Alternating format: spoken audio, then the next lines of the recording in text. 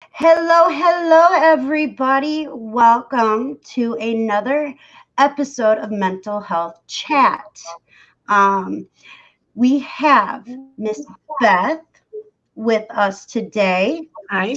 and she's got some great info today that she would like to discuss, and that's awesome. Awesome, awesome, awesome. So, and then we have Miss Kelly, Hip Flip and Mama, on our panel this morning. And I want them to, I know Beth has been on here before, but I'd like for the new people, if you could, tell everybody a little bit about your guys' selves that don't know you. Don't know me? I thought people wrote books about my crazy ass. My name is Kelly, aka Hip Flippin' Mama, aka Mama. I have been selling on eBay for almost 20 years and just recently branched out to Macari and Bonanza, and a lifelong struggle with depression and anxiety. Terrible, terrible, terrible. Go ahead, Beth. Hi, I'm Beth. I'm Reseller Rowboat on YouTube and Instagram and Facebook, and I've been selling for 3 years online, and I've diagnosed OCD between medium and high and high fun. Oh, I think she froze. Oh no. She's frozen. She has terrible internet. She'll come back. Yes, you will. So I wanted to announce that I have made a Facebook group called Mental Health Safe Place. I am going to put the link in chat. So anybody who would like to join, know that it is a private group. And in that group, you can talk about anything, any struggles, any positive. I want that place to, or that page to be, or that group to be helping for everybody.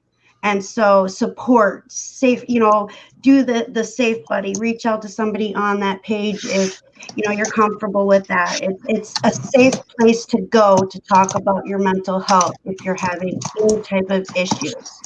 And we can work as a team to get you through it.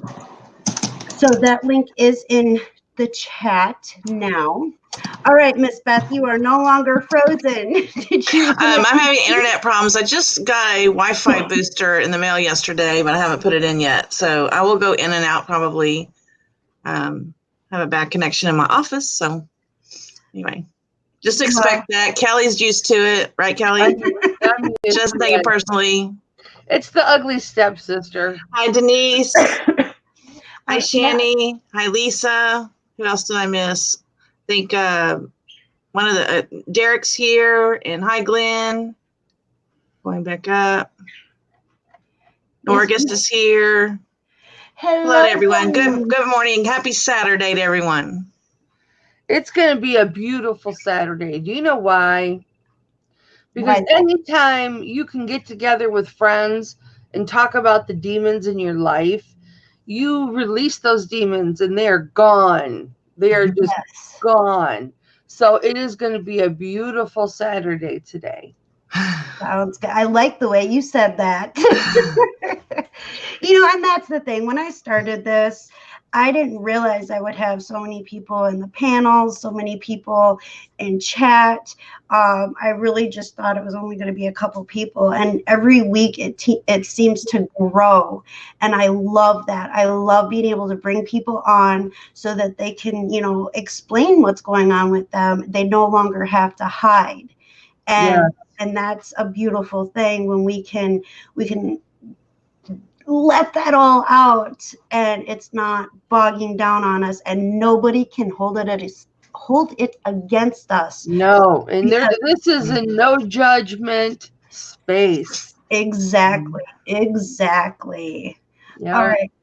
So I know that Miss Beth had already welcomed a lot of people in chat, but I Sorry. see that Swamp. It's okay. It is perfectly all right. But I see that Swamp Picker was #1 this morning. I love people. I don't know how to explain it. I love people. I see them there. I got to say hello. And you know what? That is perfectly fine. That is what this is all about. All about. We have Norgis, Darlene, much love. Willow, Nana. I hope I said that right and didn't butcher it too much. Tink Treasures. Dwayne, welcome. It's Willow Owlseer. Yeah, I saw Willow. Did I say Willow? No, I'm all confused. Hi, Willow. It's great for me to see new people that I've never met before. Yeah, it is awesome. And a lot of, like, I just shared it on Twitter. I shared it on Facebook. You know, so I'm still kind of learning the whole sharing and hashtags and all that stuff. So it's growing and I'm learning and it's awesome. Yay. Yay. All right, so we have Derek, Ciosa Sales, welcome. Hi, Lisa. Melissa, Heather, welcome. Melissa's here. Hi, Melissa.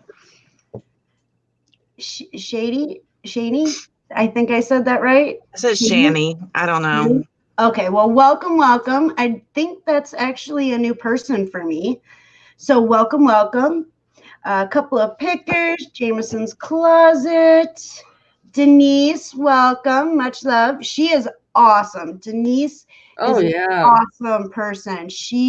And I think I say this almost every single week. If you guys aren't connected with her, make sure you are, because she is so positive and she's so loving and she's constantly sending love. And I know it brings up my day every time I see it. So I think to myself, I vomit love on people, and Denise puts me to shame. Never heard that expression. Vomit love. Okay.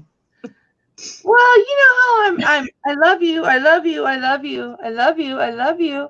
I love you. I paddle love. I just send love through the Dutch I guess. I'm just like, I love you. I love you.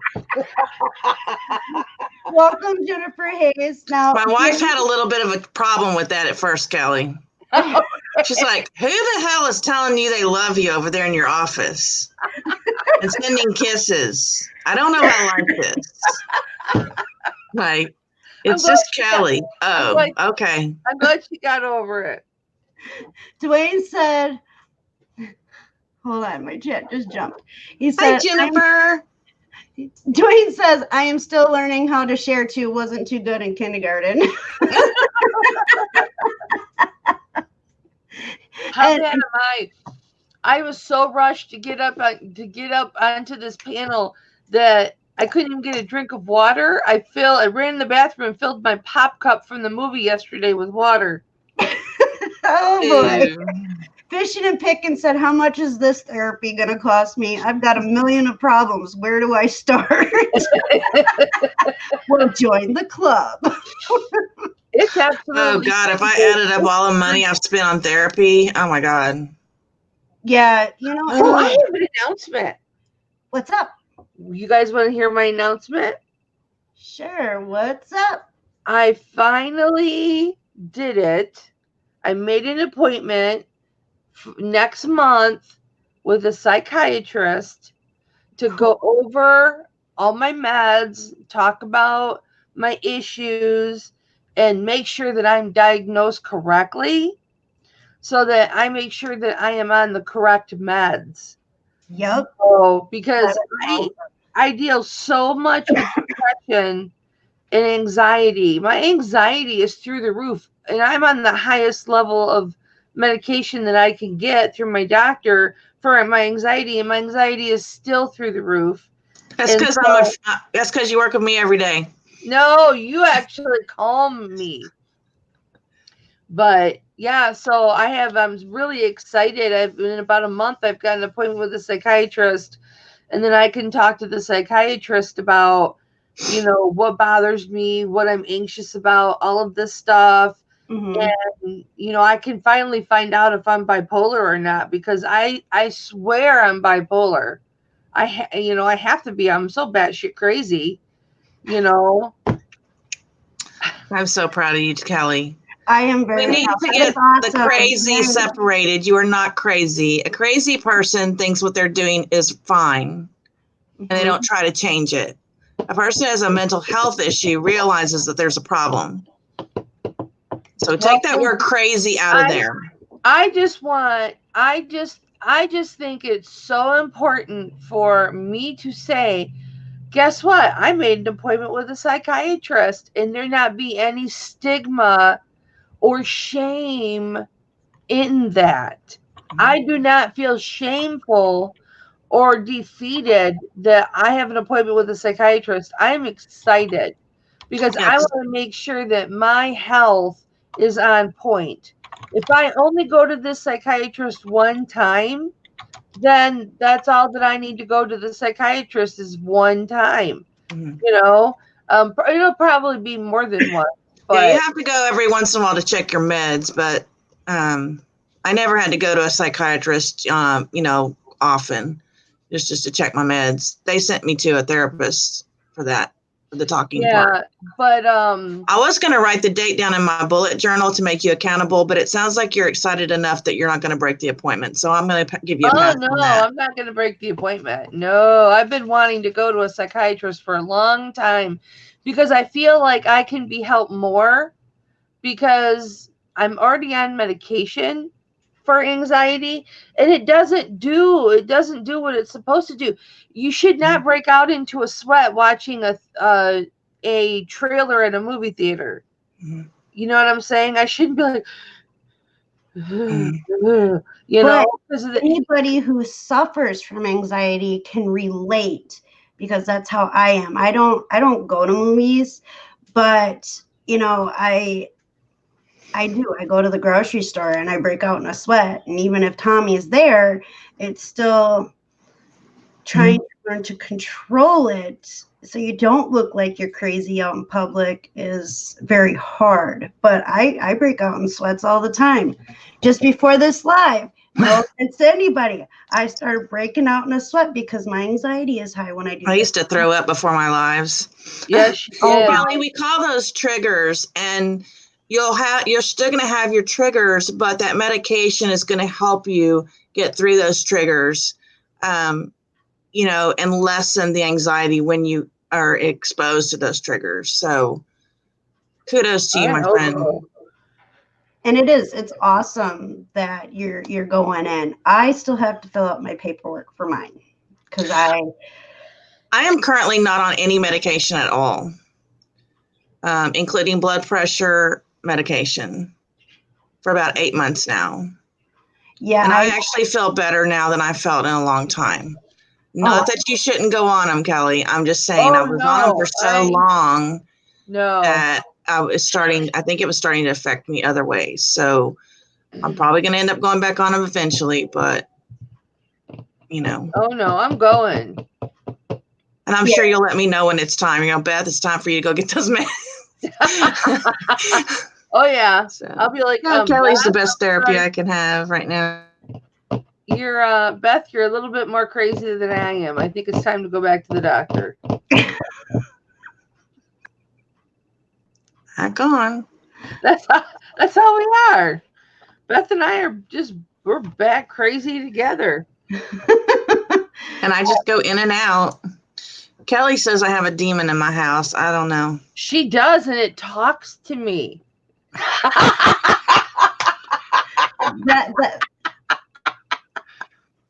No, she has. Beth has sounds in when you're working with her.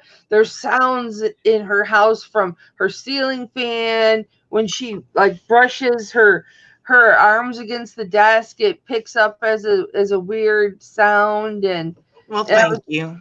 I was picking on her the other day. I'm like, you have demons in your house, and they're saying words. And then I was just joking. And then I said, if there's a demon in Beth's house, say mama. Hi, Pat. Never did. Hi, Pat.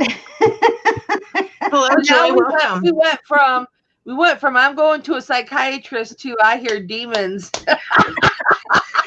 And Dwayne said voices. That is a whole different side of mental health. That was just a joke, you guys. So, okay, real quick. Shani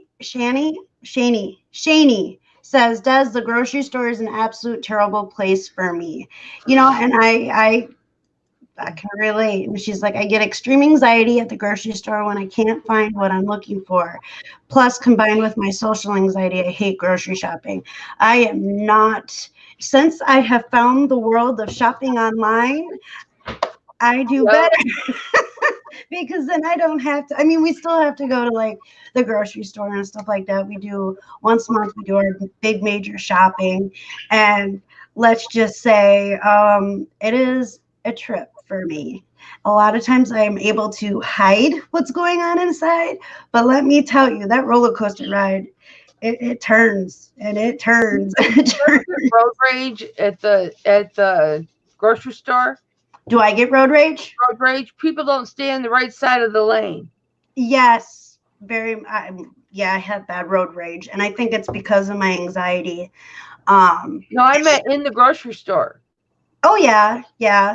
Like yesterday, me and my daughter went to the grocery store, and there was an old guy in front of me, and I know that he walks slow, but it was like every turn I made, he was right there going really slow, so I'd have to back the cart. I'm like, really? Why is this guy, like, he's not moving fast when I'm behind him, but I go around, and all of a sudden there he is again. I'm like, holy cow, you know, and I was getting agitated, and my daughter was laughing at me, and I'm like, let's just go.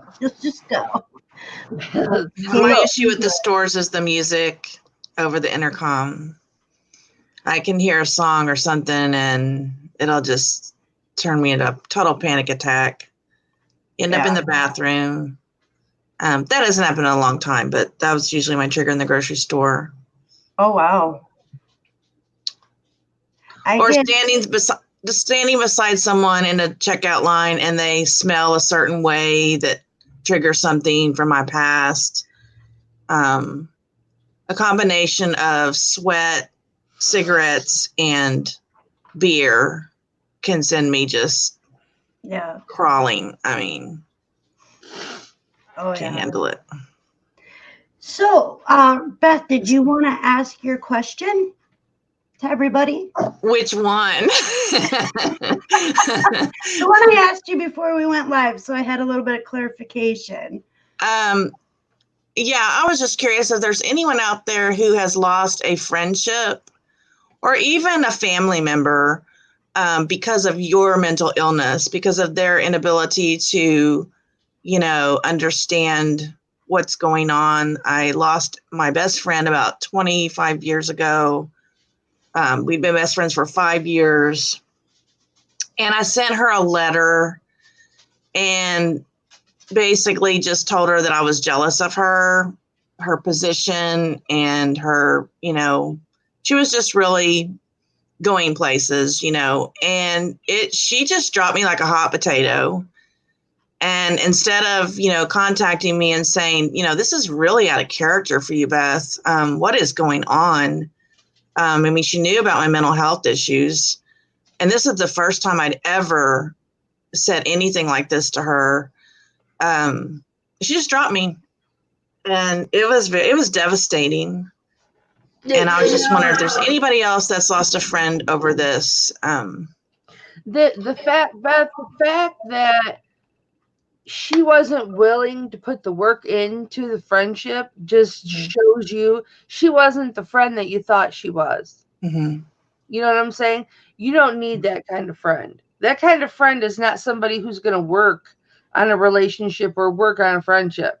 Mm-hmm. You know what I mean? It's like you and I, if something were to go awry with you and I would be so far up your butt, you wouldn't know what to do. Mm-hmm. And it's the same thing with with me. I've gone rogue before, and you've been boom right up my butt. What's going on? You know, talk to me. You're not going to push me away. And the fact that I wasn't like coming to her with my problems and spilling all this stuff over and over again, you know, people get tired of hearing about it. It wasn't that thing at all, you know. But I was just curious if anyone has ever had that issue, you know. I'll tell you what, I haven't had an issue where I've lost a friend because of I don't know, my perkiness and my love that I have. But I'll tell you what, it has avoided friendships where people can't handle that I'm happy all the time. Hey, Tom. Oh, that's my husband. Hang on. Hi, honey. I'm live. What's up?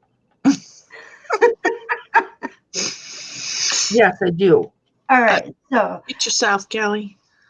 No, one more bag. And I'm in the middle of making supper, but I'm doing a live right now, so I'll finish it after the live. It's the Kelly and Tom show. I love you. Hi. Sorry. You said we only need one more bag, and my head went so the wrong direction. Oranges. God, I'm sorry. I'm so glad he went on speaker, and it was just a grocery list. Yeah, it was. She will tell you, I have this stupid phone, and ever since it upgraded, all my text messages, they go speaker. Like, you will hear my text messages talking. To the fact, my best friend Valerie, she'll just for fun, she'll say fart, fart, fart, fart, fart, and my phone will be sitting there at work, and it's going fart, fart, fart, fart, fart. So I have to turn it on silent all the time, and I can't figure out how to get the dumb thing to stop. If anybody knows, it's an Android. I've gone to all the settings, and it's still. Beth will go to fold laundry, or she'll go to make your messages.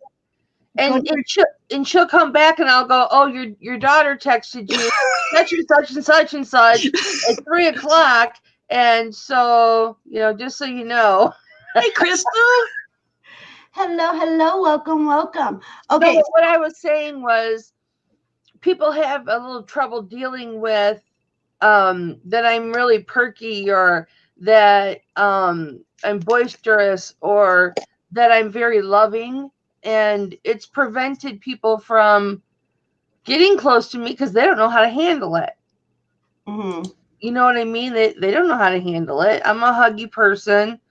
And, you know, I want to love people. And, you know, I've had people at the last job I went to, which was a horror story, but they would say to me, why are you so perky in the morning? I'm like, I'm sorry. Okay, Destiny, your turn. Because what? It's Destiny's turn. Well, you know, honestly, I don't think I have, for the simple fact that I don't allow people to get that close. Like, I'll have close friends, but I haven't in the past let anybody in to where I could get that pain, where I kind of closed myself off and didn't allow myself to experience it. And I think a lot of it too has to do with the fact that I was in an abusive relationship, a very bad abusive relationship. So I learned how to put walls up. Now, Tommy is, and I do talk about him a lot because he is, you know, he's my light in all of this. Tommy was the first person to actually start breaking through those walls almost immediately. And I didn't understand it. And I was like, whoa, what's going on here? But I would say Tommy is the only person that I think if we ever split up, I think that would be like the most devastating thing that's ever happened to me. But to sit there and, you know, pretend that I've been through it, I can't do that because I've never let anybody in. So that's unfortunate. Yeah, Joy says my sister tells me to get over it. I heard that a lot growing up. Yeah.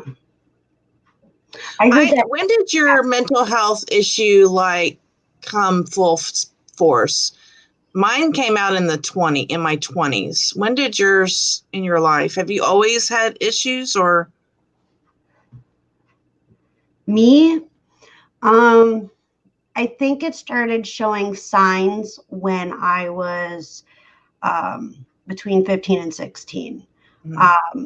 I can't, like, I know that it really was bad when I hit 23, but that was because of all the abuse. But I went from being abused at church, and not a lot of people know this, but when I was between 15 and 16, my mom walked in while I was trying to wrap a cord around my neck to hang myself, and it was a blow dryer cord. My mom walked in. She looked. The look on her face is what stopped me. She turned around and walked out. And that's the only time that I can think of as of right now that I ever tried to take myself out of this world. Because she walked out? She was in so much shock that she just turned around and walked out. Like, she didn't know how to process what was going on. And I didn't have the communication skills to tell her what was going on.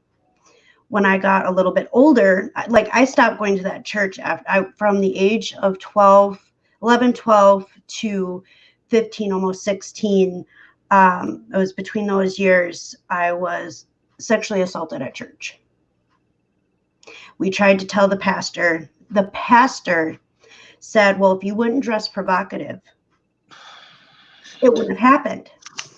Now, I was wearing sweatpants and sweatshirts. How is that dressing provocative? And I never showed skin. I've never been one to be like wearing those low cuts where your cleavage is up to your throat, that kind of thing. I've never been somebody like that, not even when I was younger. And to be told that, and then to find out the reason why I was told that was because the guy was giving $600, between $500 and $600 a week to the church. So it was okay for what he was doing. It was okay through the church. And so pretty much what I felt was that the church that we were going to, or that I was going to, me and my friends, they were prostituting us out to this guy. And it didn't stop until I left. I stopped going to that church. And hello, Darlene. Thank you for joining. Hi, honey. And so when I stopped going to the church, that was the first time I had ever been so angry with God, because he allowed this to happen. And so I stopped going to church. It didn't come out, like, even the pastor was like, oh, he didn't believe anything that it wasn't just me, it was a couple other girls that I was friends with as well, but we weren't telling each other what was going on. And so I was very angry with God. And so, maybe that's when it started, if I actually sit down and think, because of what happened there. And then I went from that abusive relationship to what I did. And then the look on my mom's face, I'd never want to see that look on my mom's face again. So it was done. And I bottled everything up. I'm very good at bottling things up. I'm so sorry you had to go through that. Yeah. I've learned to deal with it. It took a long time. When he was finally arrested, when the guy was finally arrested for what he did to us at church, it was because he went after the pastor's wife. And that's when the pastor was like, enough is enough. He was on the stand bragging about what he did to me on the stand. And so it was hard to deal with. But now, 39 years old, and it took me a long time to learn to forgive him. I'm not forgetting what he did, but I have forgave him for what he did to me. And when I did that, I felt a huge weight lift off my shoulders. I didn't feel like my mental health was going to be an issue. But then I got into the abusive relationship with my ex-husband. And when I left, finally was able to leave, that's when it really whoosh, it felt like an avalanche landed on me. And I'm still feeling like I'm digging out of that avalanche. And it's gotten better, and I'm getting closer and closer to the surface. But I still feel at times suffocated from all the pressure of what has happened. And so that's triggered my anxiety, that's triggered my depression, that triggered my PTSD. Because I did not, if I would have known then what I know now, I might have been able to prevent the PTSD from kicking in, because I would have dealt with it immediately. But because I pretended like there was nothing wrong, the PTSD kicked in, and it kicked in hard. And I haven't been able to overcome it yet. It's not pretending, it's pushing. We have a coping mechanism. We push something so far back that we try not to acknowledge it, and then it at some point in our life it just jumps on us full force and out of nowhere. Yeah. When I look back now, I know my OCD was happening when I was in 4th grade and up, but I didn't know what it was, and I didn't know, and nobody knew, because mine's in my head, right? So nobody knows what's going on in my head. Mm-hmm. And then when it really got bad was when I had my first child, and when she was about a year old, and the therapist said that it was kind of like I was seeing myself through my daughter's eyes. And that was kind of like bringing stuff back from childhood. That was because I had abusive childhood as well, from the age of 11 to 17 with a family member. And that I was, when she was younger, I was already in the mode of, I'm going to protect you. This is not going to happen to you ever, and so that's when it just the OCD was just crazy. Mm-hmm. But it was always there. See, for me, I don't ever remember a time that I didn't feel like this, or that I wasn't like this. I think I've had mine since birth. I think it's just been implanted in my head. I don't ever remember a time not feeling like this. Mm-hmm. Well, hi Norgus, by the way. I'm Beth. Oh, hey Beth. I've been on your show before. I've seen you. Oh, thank you. Well, with me, I really don't know what happened in childhood, but I came from a time that by 4 years old, my mother called me a whore, as far back as I can remember. So what in the world could I have done, or what in the world could what can a 4 or 5 year old child do that could have been so bad? So, I always felt like I was bad. I did something wrong. Never could understand what I did wrong. And then to go through a rape at 17 years old, I automatically just thought I was bad. I had always been bad, so I was just bad. And then I stuck that back all the way back until that person died. And when that person, it was in the paper that person had died, then from the time I was 17 until I was 54, I finally could say those words. I didn't say those words to my husband. I never told nobody because until that person died, it hit me in the face, like you said, Destiny. It hits you in the face, and it was like, I wasn't wrong. I didn't do anything wrong. I didn't do anything at 4 years old. I didn't do anything. It was not my fault at 17, but all those years, I thought it was my fault. Yeah, and you're constantly wondering what you did wrong to cause it, what triggered it. I mean, I knew dressing in sweatpants and a sweatshirt was not dressing provocative, but when you have somebody who you look up to in a church tell you that you're dressing provocative and it would have never happened, you start second guessing yourself on things. You really do. And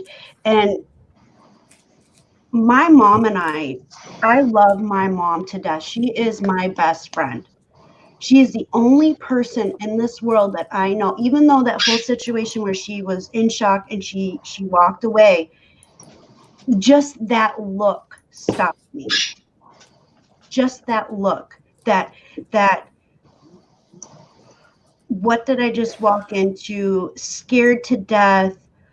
Why would you do this to me? All those like things just like all in her face on her face at one time. And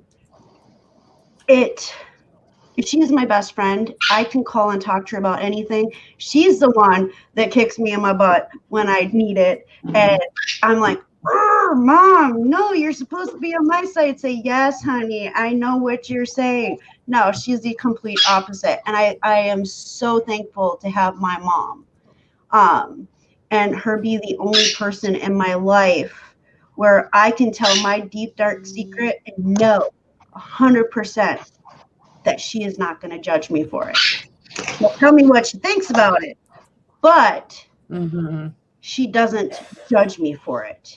And I am so blessed to have a mom like that. And I know a lot of people don't have, and I know a lot of people don't have that. And so, I kind of feel guilty when I say, my mom is my best friend, but she is been there for me through all of when my mental health started. She was the one right there with me. And that's awesome.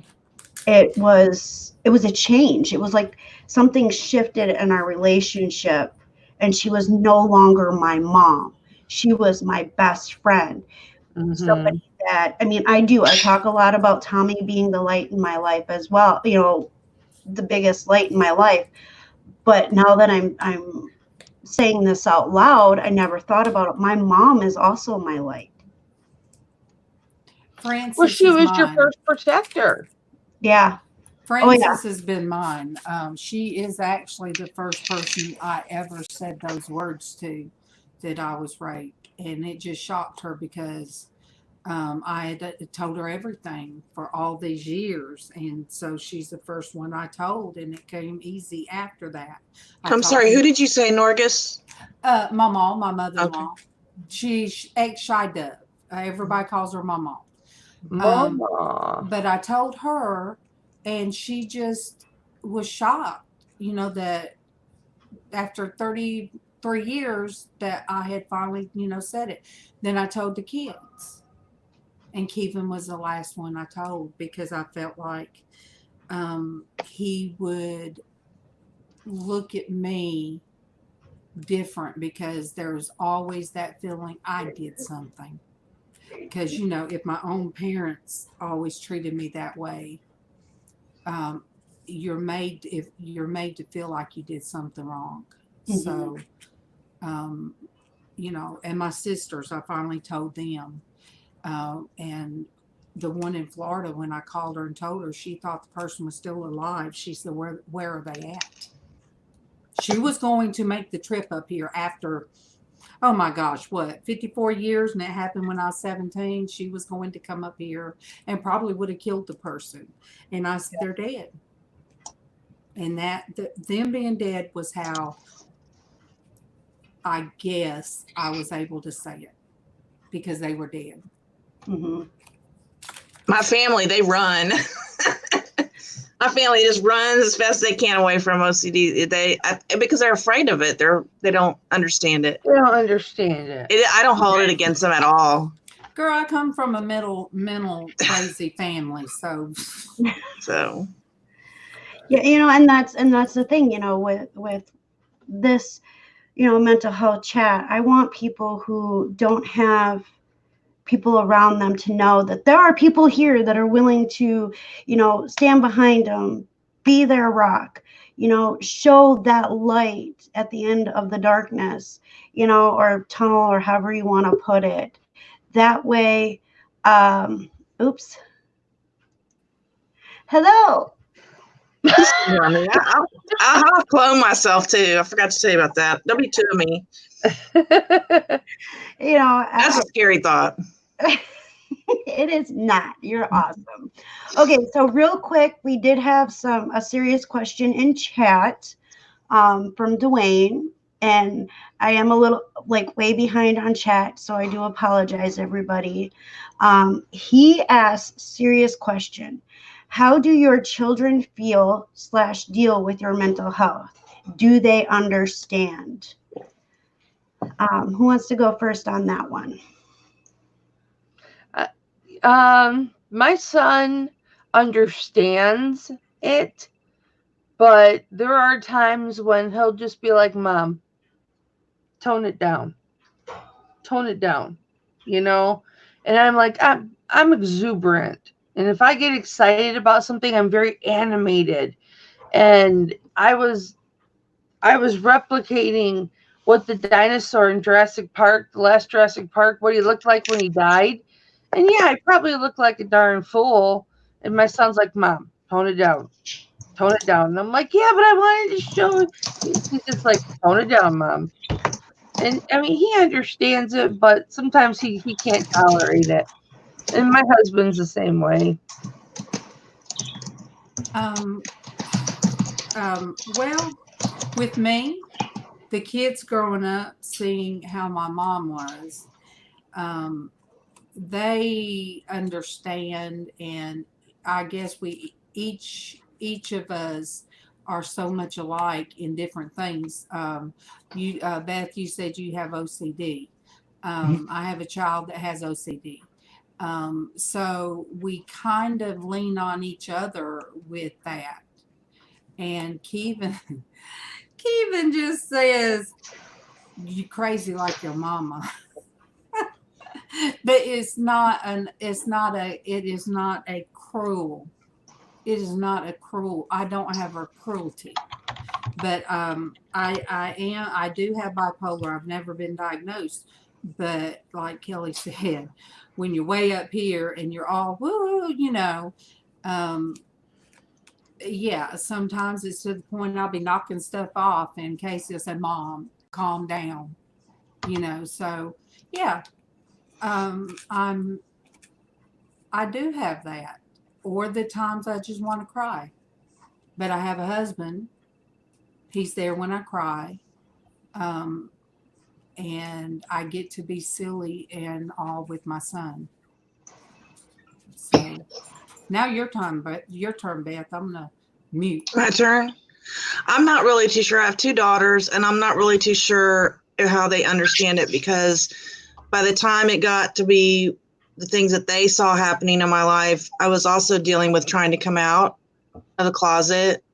And so it's kind of like a mixture of what, it came to a head about 15 years ago in December. I tried twice to kill myself. And the second time the cops were called, they came into the house through the living room where my girls were, and it was just very traumatic. And so I'm not sure that they can really distinguish between the two things that were happening, really. And it's taken a lot of years to heal just from all that experience. So, I guess sometimes, and I guess this is selfish, but I guess sometimes I would really like for someone in my family just to call me and say, hey, how are you doing? How are you really doing? Like, what are you doing today? That's fine. But I'd like to have somebody ask me, how are you feeling emotionally and mentally? But I never get that. Because I don't think they realize, I guess because it's in my head, I'm not a, ritual person. They don't actually see it physically going on. So maybe they just forget about it, that it's there, It took me a while to understand it, Beth. Am I frozen? You were, no, you're there. frozen now. No, I think I was just sitting there real still. I was, when it's situations like this. Am I still froze? No. I was sitting there real still, and I was doing glue off this. Mm-hmm. Well, I always tell Kelly when we're working to breathe hard or something, drop a pencil, because I can never tell if I'm connected. I was just like listening and peeling glue off this, because it's like serious conversations. I have to have something in my hand. And I was real still. Sorry, Misha. I will be right back. Somebody's knocking on our door. I'll be right back. I apologize. Be safe. And then I will answer. Your daughter got it. Oh.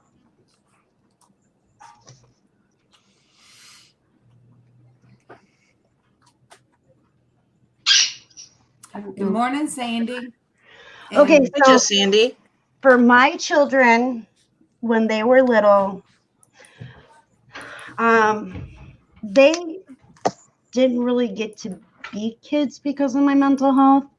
I had Joey when I was 26, Jasmine when I was 27. And by this time, my mental health was really strong. Like, it was full effect, however you want to describe it. And so my kids, the only time they could go outside was when there was nobody else outside. And then we would go outside and play. And then when somebody would come out, we would have to go back inside and stuff like that. And then I got me and Tommy started dating, and he's like, you have these kids way too sheltered. He's like, you need to start letting them be kids. And so it was really tough for me. So for the kids, I honestly don't know how it affects them, because they can be very supportive. But then I have a 12-year-old daughter who, at this stage in her life, has a mouth. She's very blunt. And so there are times that she will say things to me that hurt very bad. And then a little while later, she'd be like, I'm sorry, Mom. Because I think, Tommy kind of says, hey, you shouldn't be saying that to your mom. You should be supportive. She's trying. And so she'll come and she'll tell me that she loves me. And then other days, she's very supportive of it. But she goes back and forth. My son, he is not a touchy-feely. He doesn't do hugs. He doesn't, do all that kind of stuff. And there's things that we deal with him. So, which will be for another episode. But all in all, I'm hoping that they understand. I'm hoping that someday they'll forgive me for anything that I may have done to mess up. So.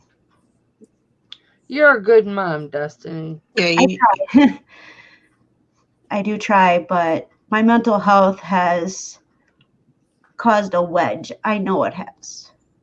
Even though they might say, no, Mom, I know it has. But that's just it. It's your mental health that's caused the wedge, not you, Destiny. Right. And when they get old enough to realize that, and logically, I mean, it's going to be fine. I hope so. I really do. So. I mean, it's not like you're just sitting on your ass and you're not doing anything about it.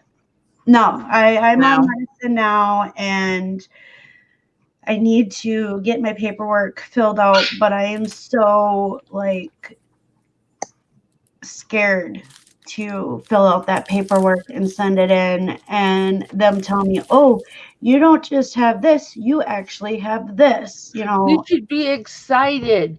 I You should be excited about You'll get that some answers. Yes. You've got to have lots of questions, Destiny, and you will get some I do. answers. I do. Yes. And it's just, I mean, look at me, girl. Look at me, girl. I'm like, I'm going to see a psychiatrist, and I'm so jazzed about it because I will get answers.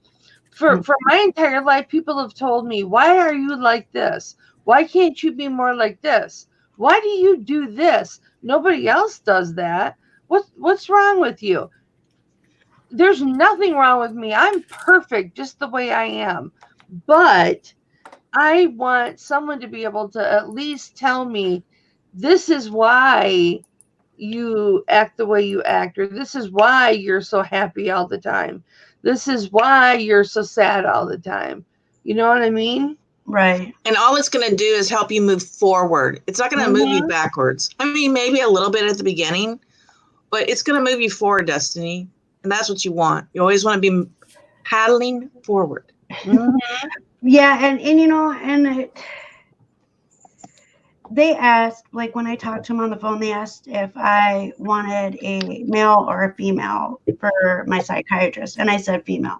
The last psychiatrist I had was awesome. It was a man, and it took a long time for me to trust him. And because I have a hard time with doctors and stuff like that because of the stuff I've dealt with men. So it's hard for me to just open up to just any male and psychiatry and stuff like that. But he ended up leaving where I was at. So now I'm like stuck at square one. And I think that I told him I wanted a female because it's easier to talk to a female for me. But I think what's going to end up happening is they're going to put me with a male. And so I think that's what scares the holy bejesus out of me. Why would they put you with a male if you've requested a female? Because it depends on who's open to get me into an appointment. And it's, well, just wait until you can see a female. Put it out in the universe. You want a woman. And when was the last time you saw a psychiatrist? He left at the beginning of last year. So it was last year. And so, I mean, it's like this big whole ordeal that happened, but he was awesome, and he listened, and I'd been seeing him for like 5, almost 6 years. And so he knew when I walked in, just my demeanor, he knew something. Hi, baby. He knew if something was wrong or not. Hi, baby. Just like your kitty knew something was wrong just now. Yeah. Can you say hi, Gabby? Yeah, she never comes. Oh, thank you for the hug.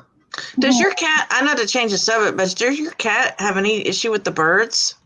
No. Do you have to keep them separate? Oh, wow. Okay. Sorry. I know that's off topic, but it's just like off my head, you know. No, those are her babies. What? What's wrong?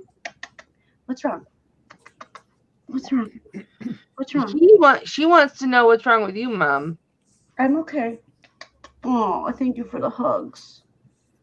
You never get lovey-dovey like this. Well, you know, in October, my rheumatologist asked me, did I need to go? I just laid everything out to her, and she said, well, do you need to go to the hospital? So, yeah, I mean, she posed a question, do you want to go see a therapist, or, you know, do you think that today you need to go to the hospital?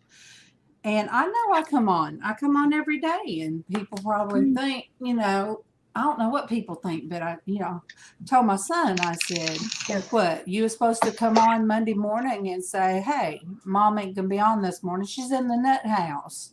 She's in the hospital. I don't know how long she's gonna be in there.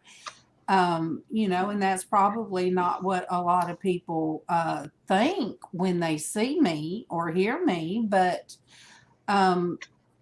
it all kind of comes with it. YouTube is great. It can be great therapy, or it could, some people can't handle it. But with me, it's great. It helps. I get a lot back from the people every morning. I get wonderful support, and we talk about everything.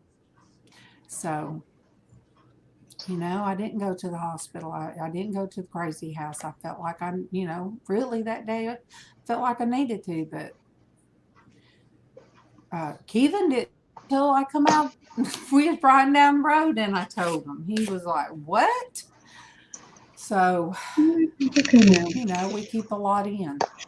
Yeah, exactly. Nothing's wrong with sharing like this, Destiny. It really, people need to know. Well, it's just, like you said, sharing and being open about it and not being ashamed.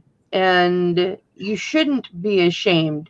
There should be no shame with mental illness. There should be no shame, because nobody in this world is perfect. I might be perfect the way I am, but I'm not perfect. Right. Everyone has flaws, and who is one person to judge another person?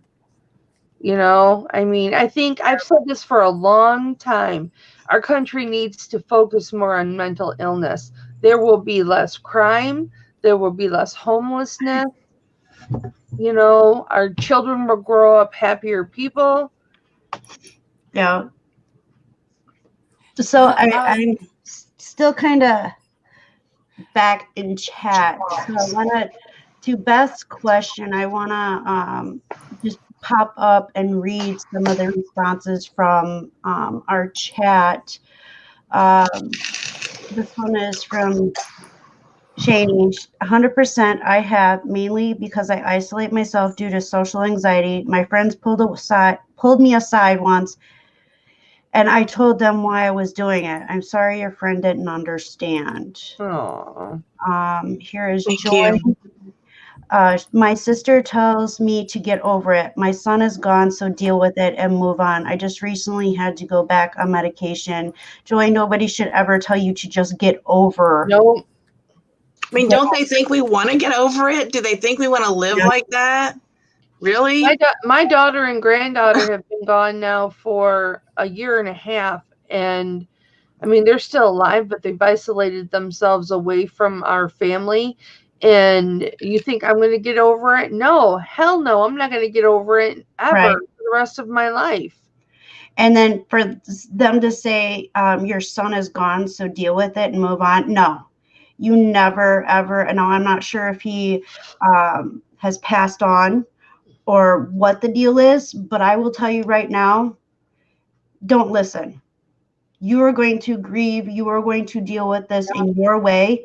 And if they can't accept it, then move on. Yep, move on from them. You got us. So you don't have to ever worry about that seed being put in your head. Take it out. Weed it. It's a weed.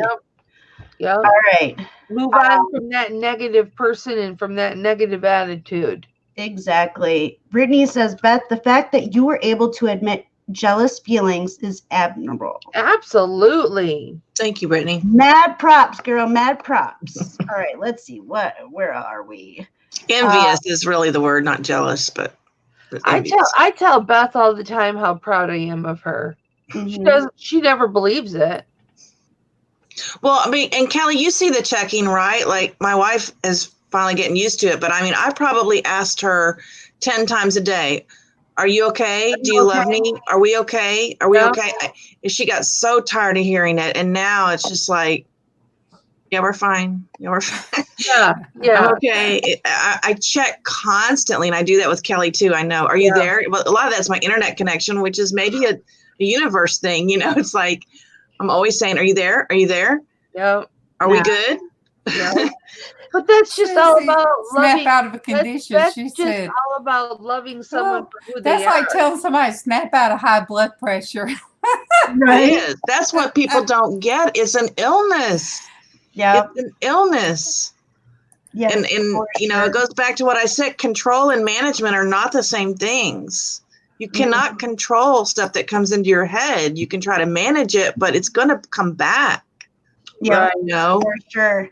Nana, Well, I take medicine for treasures. mine, but it's like my mom never did. She said, "You're the crazy one." So, you know, she never took medication, and she's just a sad, lonely old lady now because she's full of hate, and she thinks anything that comes up should come out in somebody's face, and shouldn't do that. No. Nana Tink Treasure says, not my best friend, but my best friend's kids disowned her. She was not allowed to even see her grandchildren. Her and I are still best friends. See, I know how you feel. That's what she needed. She needed her safe buddy. Yeah. I know how you feel, sweetheart. Jameson's Closet said she wasn't a good friend if she dropped you like a hot potato. Amen to that one. That's what I said. Let's see. Walls, yep. Now back to the other thing. Walls equal safety. Yep, I've got some pretty thick walls. I really do.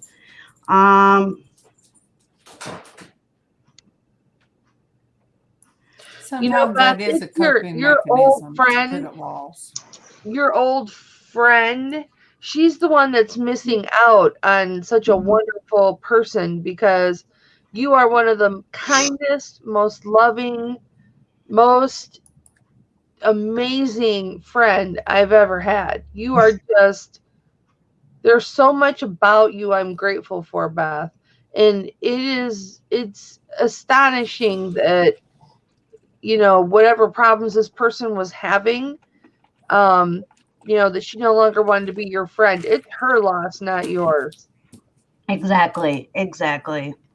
So Denise said, mine started early in life because my mom, then I was date raped, and I've had major issues with anyone trying to hold me down or having an intimate rewrite. My husband. Right. Might have been relationship. Oh, It was a relationship with my husband. Yeah, not rewrite. She does say that. You know, and that's got to be hard. Yeah, I had that issue. Can't be tickled. You know, I don't like that. That's not something. Mine is I can't handle anyone snapping their fingers because my family member, he used to snap his fingers when he wanted me to come out in the hall, and I can't handle anybody snapping their fingers. Drives me up the wall. Trigger. I mean, who passes out from being tickled, you know, and starts crying and then out? I mean, that's me. And I didn't know back then how to explain it to Kevin. And but I still think that comes from childhood that has yet to Shanny, that was sweet. To be able to say. Wow, she sweatered, James. She froze again. This and that said I was 35 before my GAD started. What is GAD? And it was a real shock because I was at the happiest time of my life. If you could tell me what that is, not very good with the abbreviations and stuff. So Denise also said, I tried many times to try to kill myself, but thinking my brother or sister would be the one, not my mom. Generalized anxiety disorder. Okay. Yeah, see, I'm horrible with it. I have social anxiety and a bunch of other ones. So maybe that's because I get my anxiety starts up for just weird things. Like the other day we were on the couch after, well, last Saturday, as a matter of fact, I actually had to take one of my emergency anxiety meds because I was doing fine. The live went great. Nothing that I can think of triggered it, but I started pacing and I started doing this and I could feel my heartbeat racing and then I was sweating and I was like I couldn't figure out what was going on, and it was a full blown anxiety attack. I can't explain it. And Tommy's like, you need to go take one of your meds. I'm like, I will. And I was trying to get dinner done and I was trying to do this and I had all these, like, I can't even tell you what was going on in my head because it was going around a mile a minute. So I couldn't even catch what was going on. And I was like, I would sit down and then I'd have to get up and then I'd sit down and Tommy's like, what is wrong? I'm like, I don't know. I don't know. And then I just kind of like, I almost said I was going to have to go to the hospital because I couldn't like process anything.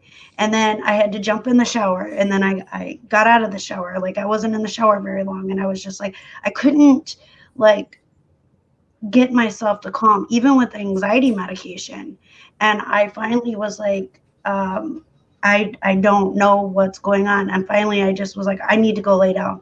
And I laid down, but I was like the medication like fully kicked in, so I passed out because that's what medication usually does to me. But it felt like it was an eternity before I could fall asleep, and I couldn't get anything to slow down. And I haven't had one of those attacks in a long time, and I couldn't explain what triggered it. I don't have a clue what triggered it, but I know that Tommy and the kids were like, what is going on? And I couldn't even express what was going on. I couldn't do nothing. It was just, and then I was talking and I wasn't making any sense. And then I was mumbling to myself and I was like, oh yeah, I don't like that. I don't like that. And so it was a very scary moment for me last Saturday. And it felt like it was never going to end. It was like it was happening for ever. And so it was crazy. It was really crazy. Well, Destiny, I said I was going to limit myself to an hour because I've just got a whole bunch of stuff over here to do. But it was a pleasure coming on. It was nice meeting you, Norgus, in person. And Kelly, I'll see you later, hon. Okay, thank you for coming. I love all of you in chat. Much going to keep you in his pocket and paddle on. Bye, Bethy. Bye-bye. Okay, let's see. We're going through. Denise said, gosh, I've never told anyone about trying to take my life. You know what? That's what we're here for, to feel safe, to open up, to share. And like I said, I did put the link in for the new mental health safe place group. So, there you will not have to worry about your stuff being private or public for everybody. It is a private group.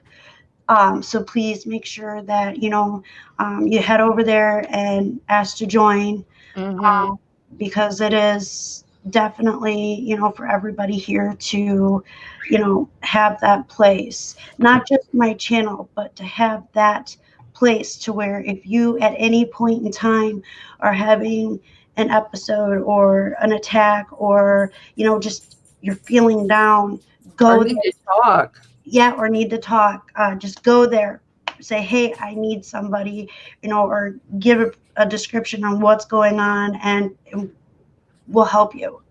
We need to be together instead of apart. You need to heal each other. And I do have a lot of chat to go through yet, so I do apologize for still taking forever to get through. Misha, welcome. Susie Woozy, welcome. I hope I said that right. I think I saw a couple other people that joined. Larry, welcome. Heather, I think I said welcome, but not if just in case. Welcome, my dear.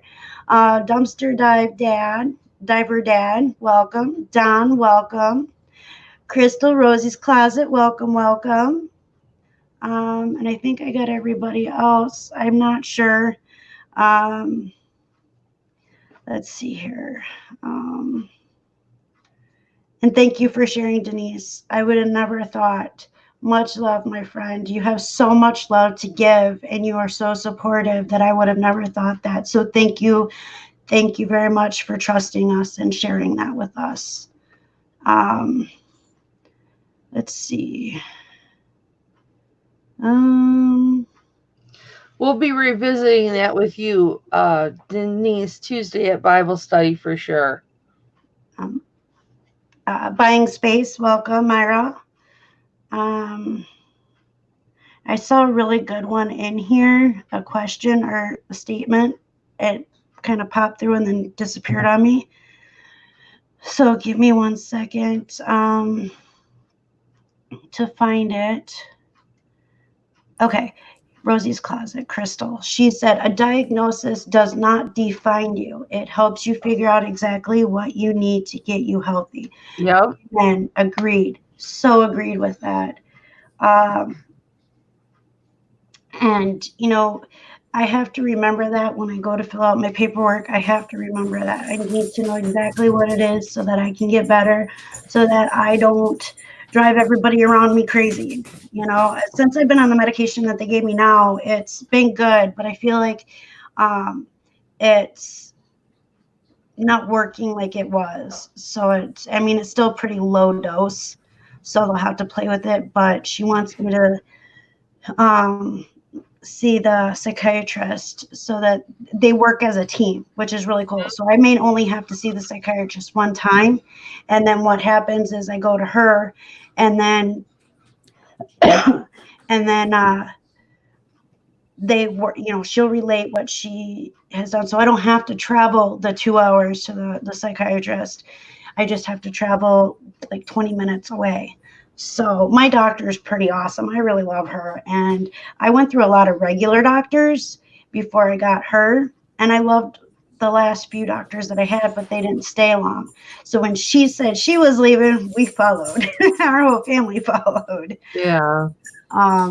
So. You know what, on what Denise said about that she had tried to commit suicide. Well, I tried twice when I was in high school. And that's something I battle. You know, even now I can understand when people say that, but I had an older brother and I've had a nephew a couple years ago to commit a suicide. And, you know, so it's very much in our family, but, you know, it's something that I take deep breaths and I think of Kevin and I think of my sisters, and neither one of my sisters ever knew until last year. It's like everything come out last year. And my oldest sister was so angry. She said, you know, how could you have not told me? And I didn't feel like I had anybody to talk to back then. No, and that's how it's, you know, so far in everything, you know, in the world, you know, it's always been a hush hush. We don't talk about it. We hide those people behind closed doors and forget about them, and they're not, you know, you see them, and then next thing you know, mental health strikes, and then you never see them again. You know, now we need to speak out and say, hey, this is who we are. We need a community where, you know, we can lean on each other, and we don't have to worry about being judged, and you know, we need to be accepted just like anybody else. And I think that will help, you know, with getting it out there, with saying, you know, it is okay to have this as long as you're willing to get the help. It's when you aren't willing to get the help that things really go haywire. But when my brother did what he did, I was 30. We didn't talk about it afterward. Yeah. We went to the funeral. Nobody talked about it. And I didn't know until last year that my oldest sister has held guilt for 20 something years. And I'm like, guilt for what? She said, because I should have known. He was 3 years younger than her. So they were very.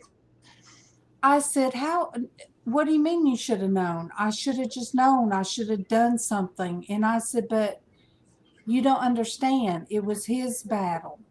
Yeah. It was his battle. You couldn't have done anything. Yeah. I said, and I told her, I said, don't feel guilty. And I said, I understand him. And I can tell you, I said, he was in pain. He was in so much pain that not only with his body, because he had back issues at an early age. I said, but he just wanted to, he was tired. So don't blame yourself. Right. And that's what, and she said, you better not do it to me. I said, I'll call you. I'll call you. And I have. I've called her. Will you come over here and sit with me? And I honestly feel that having a mental health issue, illness for men is a lot worse. Oh, yes. For women, because men are supposed to be the strong one. They're supposed to be, nothing bothers them. But I think in all actuality, I think men actually suffer more than what they let out. And I wish, someday that stereotype what's the word I'm looking for? The words stereotype. The stereotype of being, Mr. Perfect gets broke so that more men can get help. Because it's not just something that affects women. Mental health affects both men and women. And so I pray that, men can get the help like us women can, because it's very important. Joy Lang says that her nephew just took his life on Monday, and they had no idea they were dealing with his mother's funeral, and they had no idea he was struggling so much. Joy Lang, I'm so sorry that your family's going through that right now, sweetheart. Much love, Joy. Much love. So sorry. Yeah, she asked for prayer on that, and I understood so much. And now I know who you are on Facebook, Joy. From your icon, because I had a friend request, and I'm very funny about accepting friends requests. But I did tell you I wanted to talk to you further on it, and that's why I understand. I understood when you was talking about what happened with your nephew. It's sad. But I understand. Your nephew did that, and I just didn't want to talk about it then. Right. Destiny, I'm so sorry, honey. I have to bolt. Okay. But thank you so much for having me on. Thank you. This was therapy in and of itself. Well, thank you for joining today. Just talking about it makes you feel normal. Yeah. You know what I mean? And nobody should feel different by talking about it, or weird by talking about it, or wrong by talking about it. And seeking help, everybody, just know seeking help should be an exciting thing. I'm going to the psychiatrist in a month, and I am so excited. I am so jazzed, because I will finally have answers to questions. And that is how everyone could look at it. Whether you're seeing a therapist now or seeing a psychiatrist now, God bless you for taking those steps. Exactly. There's absolutely nothing wrong with it. Well, thank you for joining us this wonderful Saturday. Much love. Love you. We will chat at you soon. Bye, everybody. Bye, Kelly. Resale Rowboat said, send me your bill, ladies. Okay. So a couple of pickers. I know like I said, I do apologize for being so far back into the chat, but she said, "Me too, Norgus. I call YouTube my verbal release therapy." That's awesome. That is awesome. And then Myra posted Matthew 7:1. I'm not sure what that. Oh, she kicked herself out. She'll be back. Um, down.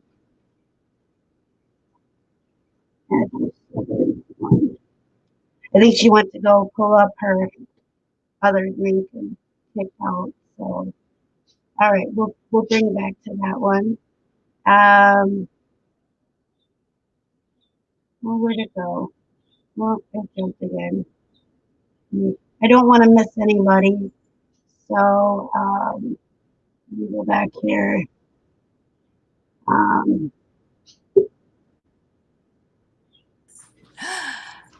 I pulled it up and I pulled up the verse and I was like, I was reading it off. And then I was like, wait a minute. But it is about judging. Judge not. Yes. Okay.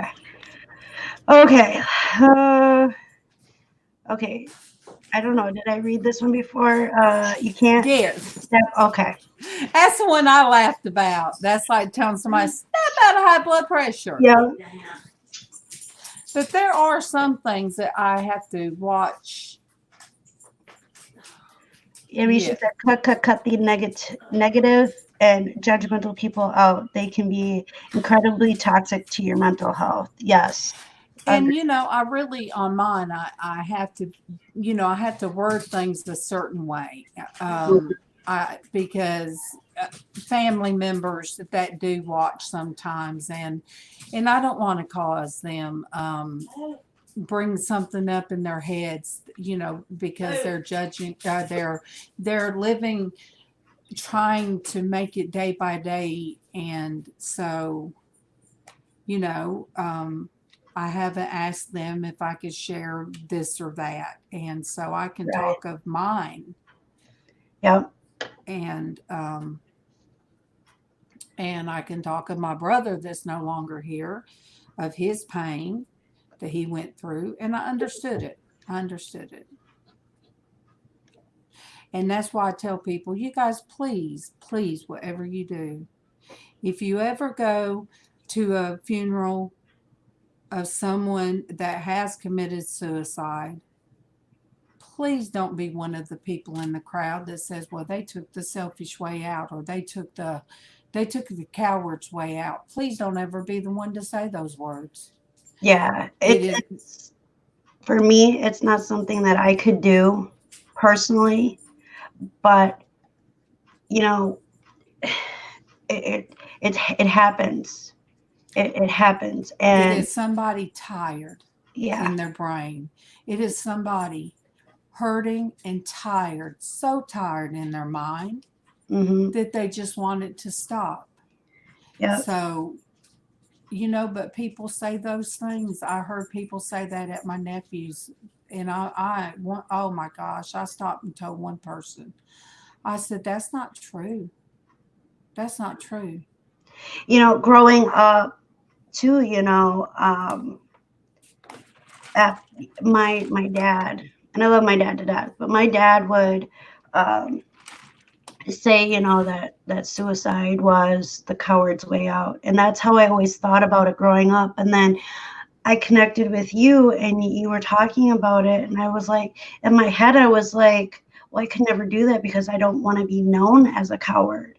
But then when you explained it that way, and I was like, oh, that makes so much more sense than the way that I was raised, even though I did attempt when I was younger, and the look on my mom's face, I couldn't do it. And then, so in my head, I was always hearing, well, you would have been a coward. You would have been a coward. And I know that my dad didn't mean it like that because he grew up in a different time. Yeah. And another way I've been told, well, I just don't understand. Mm-hmm. And so what I started telling people, I said, I can't explain to you. All I can explain to you is it's like trying to tell a blind person what that's always been blind, what the color green is. Right. So you can ask me, I can try to explain to you how I feel right at the moment, that I no longer want to be here. But, it's just that you wouldn't know the inward feelings or the feelings up here. It's not something, you have to just find your way of coming out of it. And that's the thing, we don't know what is going on in other people's minds. We just know what's going on in our mind.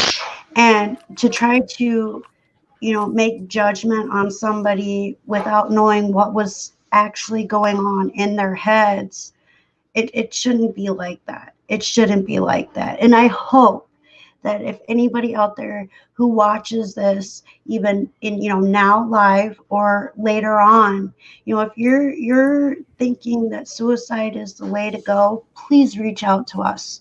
Before you make that step, please just reach out to us, and we will try to help you through it. Because people love you. And suicide doesn't just affect the person that does it. It's the family that is affected as well, and friends. And so before you take that step, could you please reach out to any of us and let us talk with you. Or if you don't call the hotline, go somewhere and just sit and talk with somebody. Just say, I'm having a bad day. I just don't feel like I want to be here anymore. You'd be surprised the people that would sit down and talk with you, because it's sort of like destiny. Everybody doesn't have family. It's hard to conceive. I have a house full of family here. Some people are by themselves at home. Some people are just tired and they're just lonely. And that's why I do what I do on YouTube. That's why you do, that's why you started this. Yeah. Because I was very alone. Granted, I had Tommy, I have the kids, I have my mom, but I felt like they didn't fully understand because they're not living with it. Yeah. So. And Nana's right. She says sometimes I think people say things that hurt because they really don't understand or know what to say. And that's true. It is true. Just like like Destiny said, she was raised hearing that. Yeah. I didn't know until recently that there was an uncle that was a preacher, somebody on my mom's side that committed suicide, and he was a pastor. Right. She never said anything. Hello, Denise. Hey, my love. I told you we alike more than you. What every day we find more and more that we're alike. Welcome, my friends. Trying to get the glare off. That's off that's off the light shining off this, making my face look. Ooh. Well, I don't mind looking huge. No, I mean it's actually the lights reflecting off my white face. So crazy. I love you guys so much. I love you too, honey. You are amazing. Amazing. Much love. Much love. Yes. Yes, I'm gonna hold my arm over here because that stupid thing is reflecting and I can't get it off right now. So I know I look crazy with my head sitting up here, but I'm like, But yeah, you find people that will understand. Left side, right side stuff is crazy. But Denise was brought, Denise come into my life at a time, and it's like, oh my gosh, we're like soul sisters too. We aren't we though? We've experienced spookified. We've experienced Oh, so wow. much stuff the same. Darlene is. I mean, sometimes when we talk, we're like, oh my gosh. It's like a reflection of our own lives. Yep. Look But at I that. don't know why I didn't talk to my sisters. I guess I just felt like well, I told my oldest sister I thought you'd take Mom's side. Mm-hmm. So my mom was one of those. You put me down every day, every single day. I was Wow. told something worth a crap. She would grab whatever she could get a hold of to hit me with. You know, when she got mad. Last time my mom got me is I admit I was disrespectful to her. But I was 17 years old. My mother was shorter than me. She grabbed me. She threw me up against metal poles. She threw me up against the house, in the door, up against the walls, got me in the corner, grabbed the teapot, and commenced to beating the crap out of me. I had to finally tell her to stop or she's going to kill me. My dad had no idea this was going on. He's in the back there, not hearing anything. Because I'm not screaming because, you know, I just didn't. My dad was so loving and caring, and I just didn't want him to see that side. I just didn't. You know, it was not good. My sister loved Dad. I mean, she ran. Wow. She never cared in her life. But I did. I had to beg her, Mom, stop. You're going to kill me. Mom, stop. You're going to kill me. I mean, she beat me everywhere but my face, and that's all because I had it covered. See, my mom was like in that. a corner. I couldn't get out. And that was the last time. And I got out the house. As soon as I graduated, I went to my grandfather's, who my granny and pappy was everything to me. So she was my safe place. Mm-hmm. So yeah, my grandmother was too. I lived too far away from my grandparents. I ran to my grandmother's one time when my dad had broke my nose. Ooh. He bust my lip, broke my nose, and I ran next door to my grandmama's, and whoo, that woman! When I tell you she come out on that front porch, that's why I like hens. They're protective. It's like that was my grandmother to me. Mm-hmm. So I know twice in my life my nose has been broken. So you know, I always say, and you guys will hear me say it, there's nothing anybody can ugly anybody can say to me that I wasn't said by the time I was 4 years old by my own mother. So I guess that taught me to hold my, well, no, it took me a long time to hold my head up and be who I am. And Yeah, I want to be here for people. I want to be here. I love Denise and love Denise. I want to be here because I understand. There's just the lessons I've learned. You guys. I really do. I hope y'all feel that every time. I know you do. Because that's so important to me. Because y'all just I smile every day when I see you guys. Aww. And we smile when your name pops up. Yes. I'm so excited to see y'all. I can't hardly stand it. I'm like, yay, here we go. We get the same way when we see your name pop up in chat. Mm-hmm.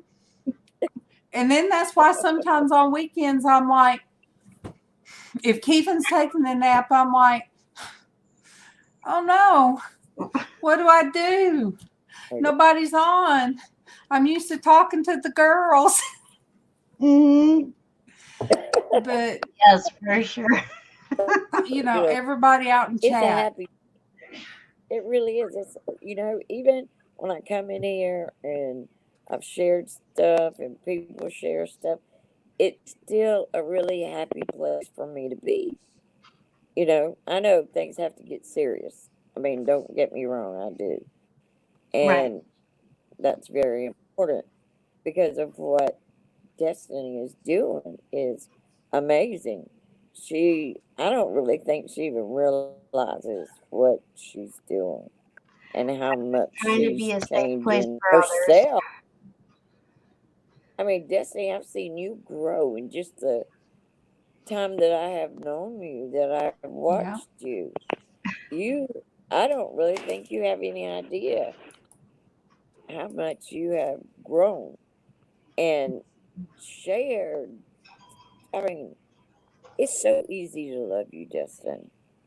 Same with Darlene. It's just like my spirit feels y'all's, and I don't care if it is on YouTube. I feel it, and it's so good and so kind and loving and caring. It's just like a big old light shines, and I feel that. That's what I feel when I'm around y'all.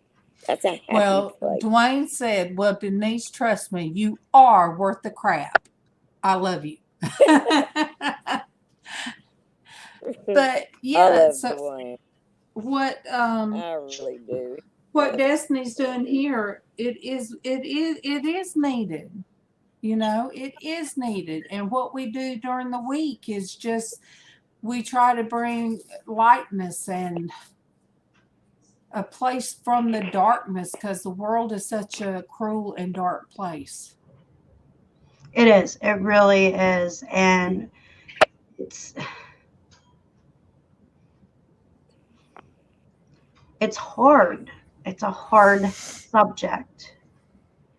And my brain just Yes, went it is. poof on me, so I apologize. No, it's just hard to put into words. I It, mean, it is. It's really hard to put into words. And if you don't, like, I try to put it into words where people who don't suffer know or can at least relate so they know what it's like. But it is very, very hard. Real quick, Joy asked me a question.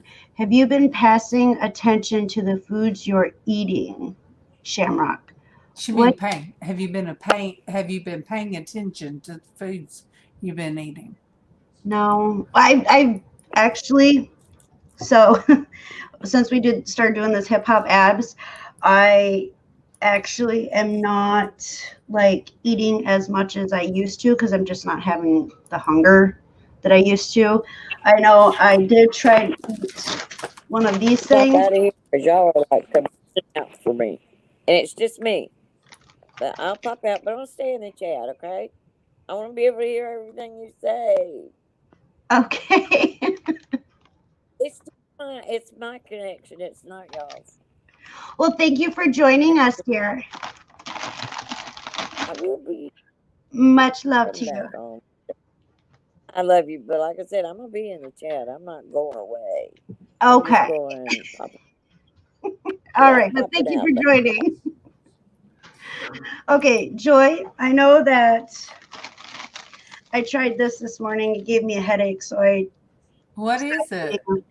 They're, I don't know, these little cookie things. Oh, They're taffy something another. Cookie. taffy. Yeah, Ooh. it's got coconut and stuff in it, but this is what they look like. Like I don't know. And they smell very strong of coconut. A cookie I don't with have an issue with coconut, but a cookie with taffy in it, it would be like you'd bite well, and I then think it's the type of cookie. I don't think it's actually got taffy in it. But I think that's just the name of what it is. But it's, yeah. I only was able to take a bite out of it and I got a headache. So but yeah, I'm trying to monitor, but I tend to forget a lot. So I know we've started eating healthier.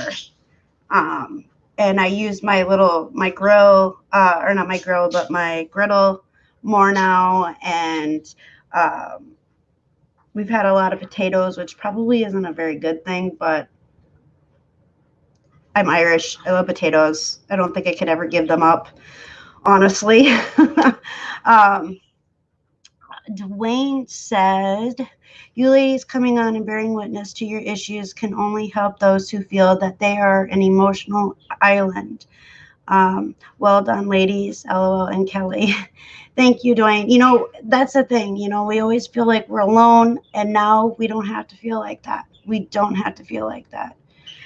Misha says, I freak out over open sandals. Makes me nervous just thinking about them. She doesn't like feet. Oh, okay. I was like, yeah, you definitely wouldn't like my feet then, because they're all scarred up and pleats and screws, and I don't like my feet. I don't like my feet. Okay, so Tink Treasure says, like being in a dream and you're outside watching, but it's really you. Yeah, you know, and that's the thing. That's the thing. Sometimes it doesn't feel real, like you're in a dream. And like when I was going through that whole thing last Saturday, I was like, wake up, wake up, wake up. You're dreaming, you're dreaming, you're dreaming. And I couldn't, I wasn't waking up, but I couldn't calm myself down at the same time. And it really stunk. I did not like it. And then that's when I have to have ice water immediately. I don't remember what we were talking about, Misha, so I do apologize. I'm trying to catch up. I am reading everybody's messages in chat. So I may not say them out loud, and I do apologize, but know that I am reading them, and thank you for sharing. I mean, seriously, thank you for sharing. And Joy Be the Difference Clothing said, Denise, how are you feeling now? I think she read your messages before. And then Tracy went to Olive Garden for lunch. Yes. Oh, that's right. She's back. There she is. Is she in the chat? Yes. Awesome. She said it was delicious. That is awesome. Happy, happy, happy birthday, Tracy. We love you. She was on this morning. Yes, she was. It was so fun. All right. I'm dropping the link in chat. We're going to be on for a little bit longer. But, you know, you guys, I say this all the time. Find like-minded people. Yes. There's so many wonderful groups out there.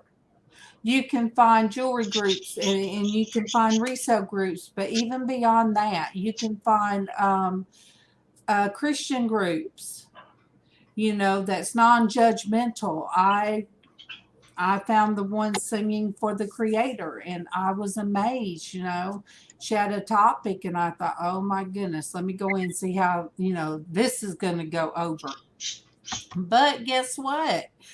Everybody was positive. They were like, we all sin, you know, we all fall short. This group of people are not going to die and go to hell because it's sin. And I was like, whoa. And I stayed in there, and you know, people got to lifting each other up and putting scriptures out, and man, I enjoyed it. I'm live. Yeah. Yeah. Let me get your water. Kevin's ready for a nap. Oh, he worked hard today, huh? Shani, that in the floor too, if you can reach it. she says, Des, I would love to hear more about your social anxiety sometimes if you are ever comfortable, because I can relate. I did put in the Facebook group link. If you can go there and then join the group, and we can chat back and forth in there. That way we can get that all. Dwayne, not sure I want to be like your mind. Oh, Dwayne, I wish you could come in there one day. I wish I could beam you in there one day, and I'd sit and do this. Mm-hmm. Because I'd capture you in this brain of mine. I can hear Kevin in the background laughing. I don't. Okay, so real quick, so that everybody has a heads up. So next Saturday's live will be, I'm inviting spouses on that can give a different perspective of mental health. Wow. So that they can share what they feel, what they go through dealing with us when we have our mental health stuff going on. So if anybody out there is interested in having their spouse come on and talk, please do. So you can come on as a couple. I am going to have Tommy on with me. So I have to make a little bit of room here so that he can be with me during the live. I know a whole lot of dirty secrets are going to be coming out. Not that I have a whole lot. But he's going to be brutally honest. And I'll so, ask Kevin. yeah. Kevin really is not great about coming on, but I think he did one time on the men's show, didn't he? Yes, he came on Tommy's show a couple times actually.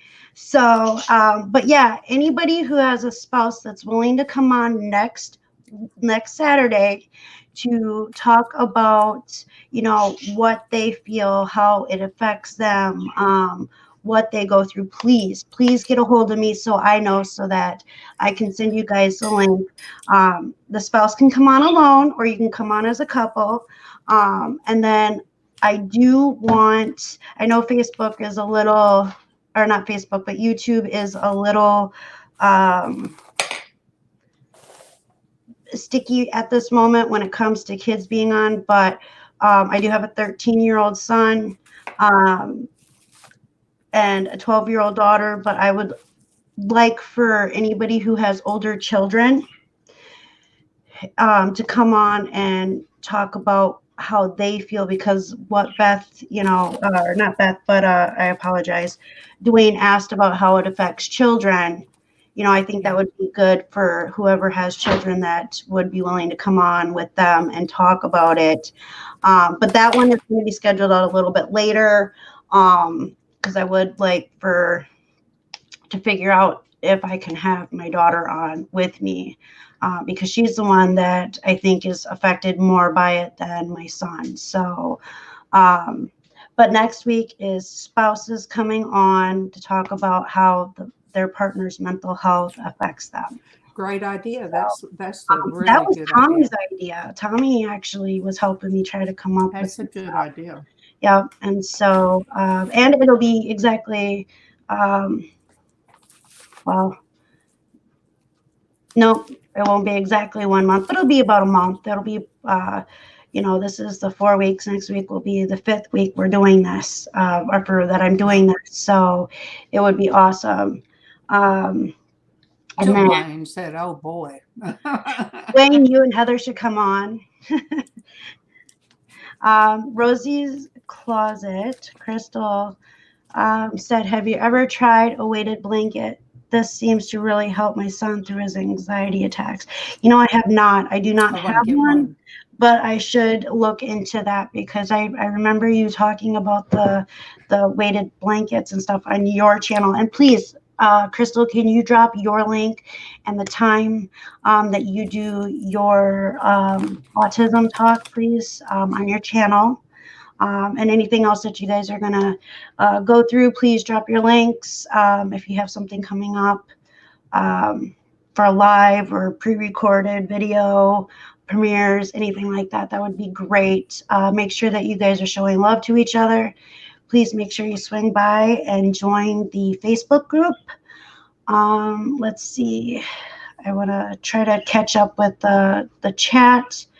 And Rosie, if you're still out there, I hope you don't mind, but there a lot on the Daily Show. There's a lot of women out there that have children, that have autistic children, and I always drop your link and tell them, you know, go check out Crystal, Rosie's Closet. I say she does a wonderful talk once a week about that, and you know, I say I think it would help you. So you would be surprised how many women out there that feel like they're at wit's end and they don't know how to, they feel alone, Yeah. you know, in what they're going through. So I do try to do that. Misha says that I just keep my friends on the internet, helps to be able to shut the world out when you need to. Yeah, and that's I think I have more friends online than I ever had in real life before all of this happened. You know, everybody knew who I was in school, and I knew who everybody was in school as well. But I could go from click to click to click and not have an issue. But I didn't, I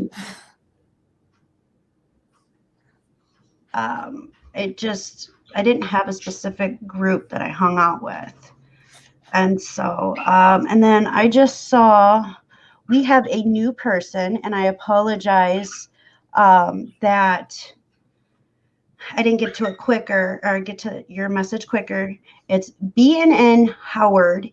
Hi, I am new and listening. I have severe depression and anxiety. Well, welcome. How did I miss that one? How far up is it? I think it's probably far up there. There, okay. Let me see. BNN Howard. Let me. Yeah. Thank you so much for coming. I do apologize that I'm a little behind, but my channel, nothing ever goes as planned. So we talked about that one.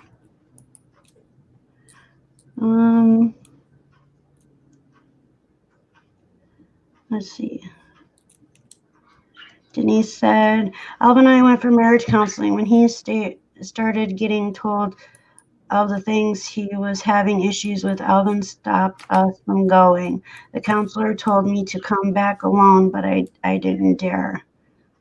Yeah, you know, and sometimes, you know, it helps, sometimes it doesn't. But I can relate on that. Hey, Keelan Kisses, welcome.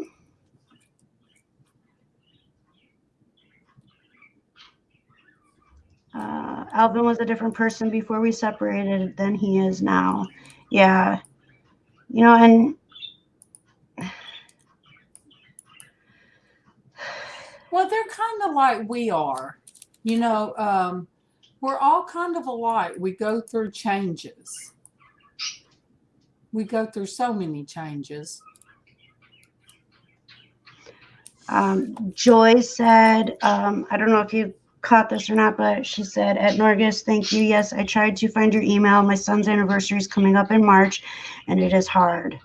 So thank goodness. Yes. Now with that icon, I know who I will accept your friend's request, and we can FaceTime if that's what you want, because either that or chat, but sometimes it's a lot easier just to FaceTime, because it's like you'll be looking at somebody and it's much more what would you call it, Destiny? Personable. It's more personal when you're FaceTiming than when you're texting, because you can't read people's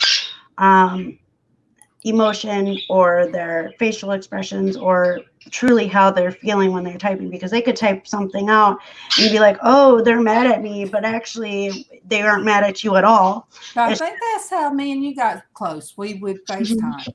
Yep. And you do. It's more intimate. It is. Yeah, for sure. Joy said, be sure to decompress with having a lighthearted moment before the day is over. Will do, for sure. Yeah, I'm gonna eat this red velvet cake that Kevin got from stopping getting him something to eat. That's why I was late. And then I'm gonna go in there and crawl in bed with that big old man. Okay, so I'm gonna quickly go through the chat. It jumped on me again. Sometimes I think people say things that hurt because they really don't understand or know what to say. That was Tink Treasures. Yeah, and that is very true. And even if they have family, not everyone understands. Yeah, exactly, Brittany. And that's a thing, unless you have it, you really truly will never understand. And I don't think Tommy would ever really understand fully as much research as he does and has done to help me. He will never completely understand what it's like because he doesn't have mental health issues. So let's see real quick. I just did that. There was all horses must be given. They were being very ugly and racial. They were throwing some ugly things out there. So you had a troll. I did? Yeah. Yep. Oh, wow. But it still shows up in, you can kick that out of your chat. You see all horses. No, I haven't gotten that far yet. Scroll all the way down to your live comments.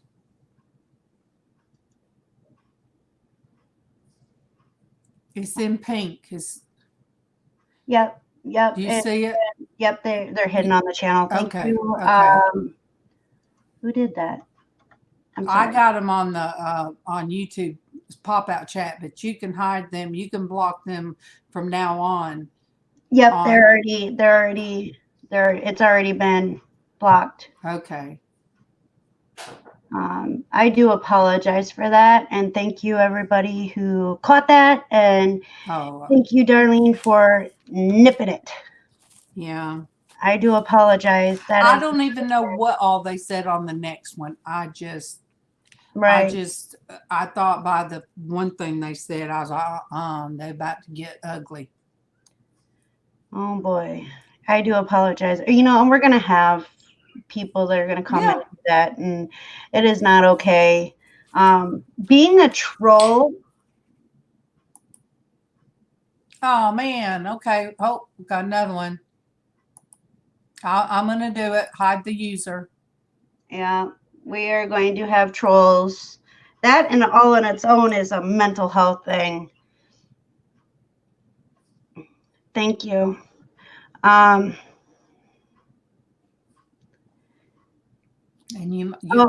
we did not sing to Tracy. You want to sing happy birthday with me to Tracy? Yep. All right, here we go. Happy birthday to you. Happy birthday to you. Happy birthday, dear Tracy. Happy birthday to you. Oh, Sandy's not blue, so she couldn't help. Oh, she should be blue. Well, she's not. Okay, well, she is now. She was blue before. YouTube, I tell you, sometimes you're sassy. Okay. There we go. I'll let somebody else grab. I don't want to double. All right, we got to do another one. They just jumping on in here. Oh boy.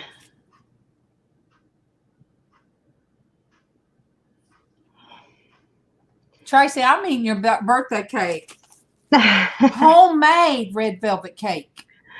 Whew. All right. Much love, Tracy. I hope we did all right. I think we were delayed a little bit. Do what? Tracy, send Mama your email address. Tracy, go to your messenger. Send Mama your email address.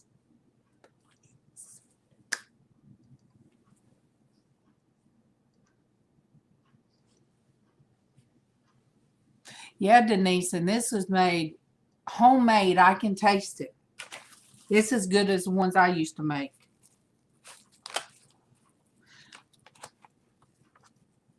I like that we can go into StreamYard and block and like block.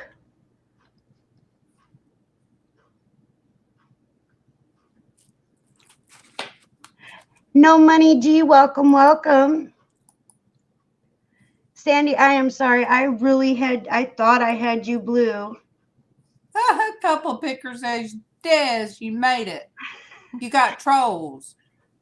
Well, I've had trolls before in the past. I actually have a troll doll floating around here somewhere from when I got my very first troll on my channel. I was like, whoop, whoop. There's still love for the trolls. They have some serious mental problems that Yes, we can't help with their mental problems. Exactly. And so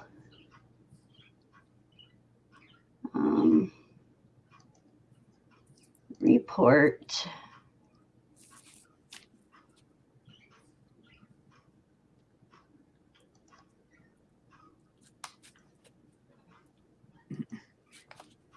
Report.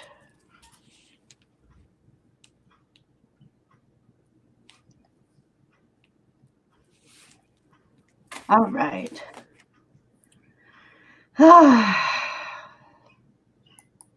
Anyway, thank you everybody for coming. Can't believe we have trolls. That's so funny. Anyway, so which one was, I missed it. So it's not all of them are coming up on StreamYard. No, because as soon as somebody gets them on that end. Yeah.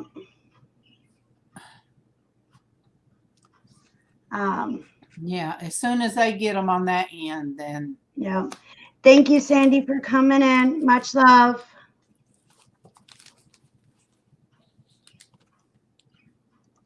Yeah, and they're getting really, really nasty mouth now. I wonder if I should end it so it goes away. Shoot, Dwayne got them before they finished saying what they had to say. Get them, Dwayne. Right? Get them.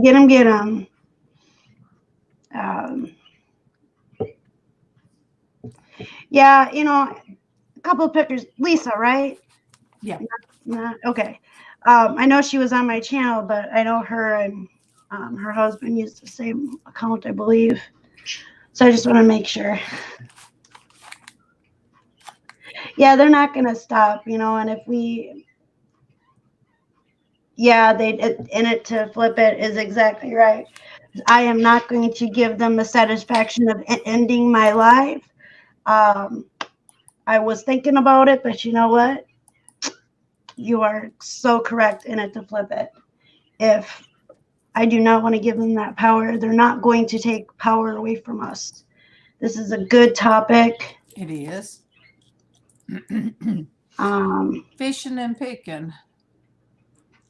They was eating donuts, so their hands were too sticky to hit their keys.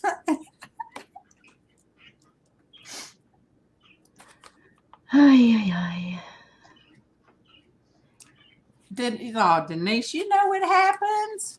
Yeah. It don't make you feel any better though, because you're trying to be positive. You wanting to help people, and I just saw the glazed donut comment from Fishing. I know. Thank you, Dwayne, for getting them. Thank you. Look, Fishing and Picking. If I could hit my keys with with Cheeto fingers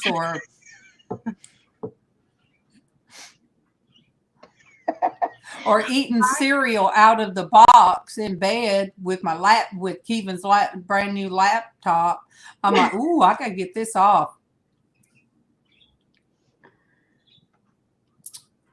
I gotta get this sticky off his keys before he gets me. We sat. Look, Destiny. We sat in the high school parking lot while Keevan ate takeout. So yes, we were sitting in the parking lot, and I was able to eat some catfish, but not the chicken. Yeah. And I hid the cake. I put it over my I put it over my visor. Then I had to look for something, and it fell in my lap. He said, "What was that?" I said, "A fly-by fruiting." Fly-by. I said it was a cake I had hid. Oh, that's too funny.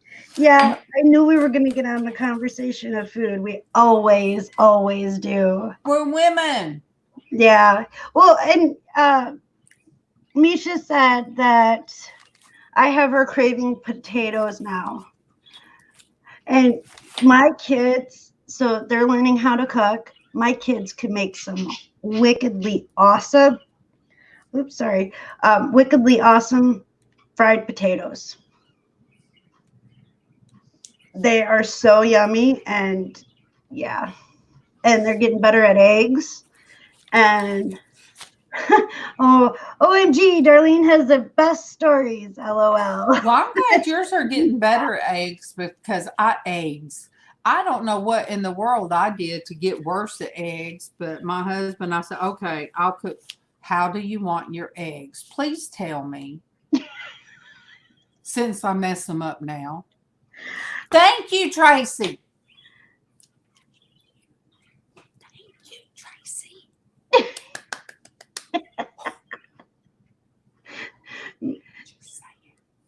No, I'm not muted. I just want to let you guys know I'm not muted. I was wondering. I was like, did my hearing go out? No, some things you can't just say like you want to say.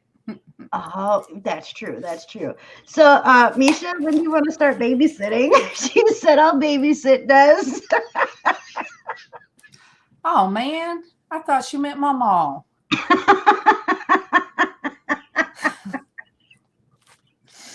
Dang, Misha. Oh, I'm sure I missed a few comments in chat. I do apologize. Or at least reading them out loud. Oh, Misha said she would babysit Mama too. Denise said, I'll babysit Mama. Oh, to the highest bidder. You got better hide your men, folks. I'm just saying. Can Mama? Yeah. Dwayne's like, Mama can babysit me. I was just about ready to say. I was just about ready to say she can come babysit Tommy too. Oh no, get Dwayne and Tommy together. Uh-oh. Mama, I'll run. And Dawn says we'll have some big diapers. We will have like frequent flyer miles.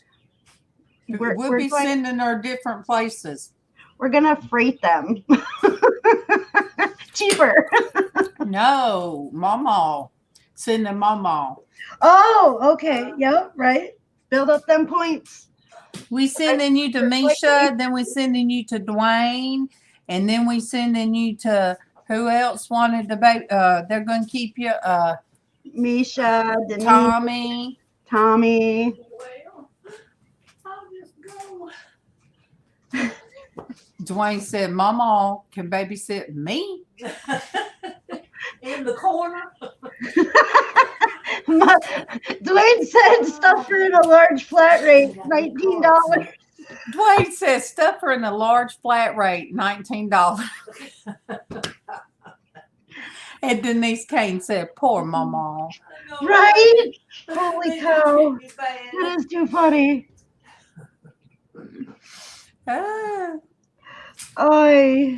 We laugh or we would cry. Mm-hmm. Exactly.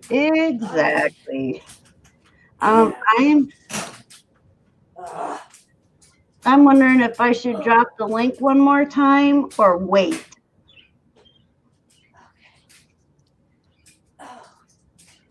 Oh, Thelma, are you serious? Are you just saying that? Thelma said, that's it. I'm dyeing my hair red. Lovely ladies on the panel. Girl, hey, I love your color hair. That's the first thing you were one of the first. I stalked you for a long time. But I'd tell Casey, there's this woman. She does jewelry. She's got the most beautiful hair. Oh my gosh. And she's just so precise. And he'd say, who is it? Well, I don't remember. But yeah, so refined. And oh my gosh. I know. I wish I had her color hair. Yep. Gorgeous. Or Tracy's. I told Tracy, I said, I wish I had your color hair, Tracy. She's making me blush. I can't wear the red locks like you two beauties. I know. Darling doesn't count. She's not a real ginger. LOL. Her blonde shows way often. That would be the Irish equivalent to an American blonde that's sneaking through. Yes. Okay. Okay, Thelma. I am a natural blonde, just so you see. I still see some red in there. It could be strawberry red. Yes, it was just a little bit when I was growing up. Mine wasn't the white blonde, but mine was dark, very dark. But I go in the sun, you can see those red highlights big time. But that's okay. I like the fiery red. Mm-hmm. Yeah, I have to redo mine. My hair, I had my hair cut short, and now that my hair is growing out, I have to go and redo mine. The bright red. Thelma is beautiful. Yes, she is. And thank you for coming in. I gave you a wrenchy wrench. I thought you were wrenched before, just like I thought Sandy was wrenched before, but I guess neither one were. And I do apologize for that. Dwayne, me and my two sisters, we all at one time had blonde hair, and it was different shades. But my middle sister, had the white blonde. I had the strawberry blonde. It would drive my mom crazy when my great uncle would say, "Oh, I just love her red hair." Make my mom mad. Hello, Kelly, the Ecom Mom Ward. Welcome. She says, I usually do a light auburn on my hair. I have been almost every shade of red. Me too. That I could possibly find. I like doing the red velvet. Yeah, mine, they discontinued it. I can only find it online now, and it's even more expensive. Was the black and red? I can't think of the name of it. It was what? Right now. It was a blackish red, like a cherry type. Yeah, it was black cherry. Mm-hmm. And so in this light, my hair would have looked black, but as soon as I went into the sun, it was red, like flaming red. I don't know how they managed to do that, but that was my favorite color. I loved it. And I had the greatness of having the dark hair, the black, and then the greatness of having the red too. So it was like a two-tone without actually being two-toned. But then they discontinued it. I was very sad. Very, very sad. I just saw some. Thelma says, thanks, ladies. I enjoyed the content here. Well, thank you for coming, Thelma. That was awesome. Misha says, currently I'm on a dye break. Was curious how much silver I had naturally. Would love hair like Thelma's or Crystal's, right? Both of them have amazing hair. I, unfortunately, cannot let my hair go natural because of my anxiety. When I see the strip that's starting to come back now, I have to dye because otherwise it triggers my anxiety very badly. I wish I could have silver streaks put in mine against this red. Yeah, I think that would be awesome. But my hair, I've been dyeing my hair. I wish I never would have started dyeing my hair, to be honest. I really do. But I didn't like the shade of red that I had. And I really didn't want to be a redhead for the longest time because I was like, oh, nobody's really red. And I didn't like it. And now I regret it. Well, Dwayne, what you see is what you get with his hair. Well, what you see is what you get with mine too. Mm-hmm. Kelly, the Eco Mom, says, I once tried a color called Spice Pumpkin. Came out really reddish / orange color. Oh, I bet you that was crazy. My silver is in, Misha says, my silver is in streaks, not enough yet. Yeah, I have that too. Mine too. Mine too. And then this is white. Yeah, if it would all be that, I would be fine. I would. Yeah, for sure. For sure.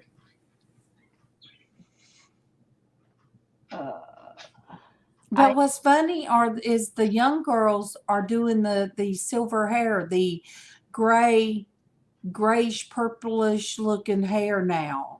They have that.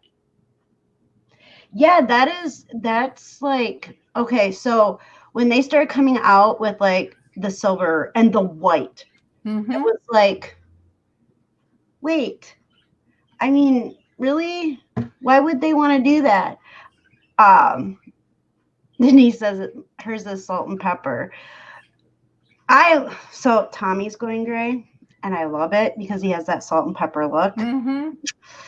But yeah, I don't understand why they're coming out with the white and the silver, because eventually they're going to be that color anyway. So why even bring it on by putting that in your hair? Because they were having to strip their hair. Because it's those splat colors, I think, where you have to strip your hair and then do that. Well, I've used splat, and I like the way that it makes my hair feel splat compared to all the other ones that I've tried. And my hair doesn't get as brittle with using splat, but you don't have to strip your hair out to get the color. You just, if you don't want to strip your hair, you just put it in, and whatever color comes out, you know. That's how I look at it. But if you have darker hair, yeah, they recommend you to bleach it out and then put the color in. We did pink on Jasmine's hair, and it looked so cute. It was awesome. And she had purple too. I think we had some purple in there. The purple didn't take, but the pink made her hair turn red. A light red. And she was like, no, it's not pink. I'm like, well, I'm not stripping your hair so that you can have pink hair. I think my grandson done his blue and went to school with his blue. So blue and green, you know, they don't care in school. No, well, yeah, here I see kids all the time with different color hair. We do have a kid in the area that has, he dyes his hair pink, and I see him around town. I've never stopped to talk to him, but I see it. So it's obviously a color that means something to him. See what Thelma said. You're right, Thelma. What's that? It's all about making ourselves feel good, whether it's color on the hair or a long. Yeah. It makes me feel good, right? I feel stronger after my hair's been dyed. Like I feel like I'm not brown, blonde, drained, and not living in the past, if that makes any sense. Like it's like a renewal of the old me, which but yeah, my body hair is weird. I have brown, blonde, gray, and reddish. That's fishing and picking. Yeah, I've seen people like that. Now fishing and picking's a dude, ain't it? I think so. I'm pretty sure, but I don't know for sure.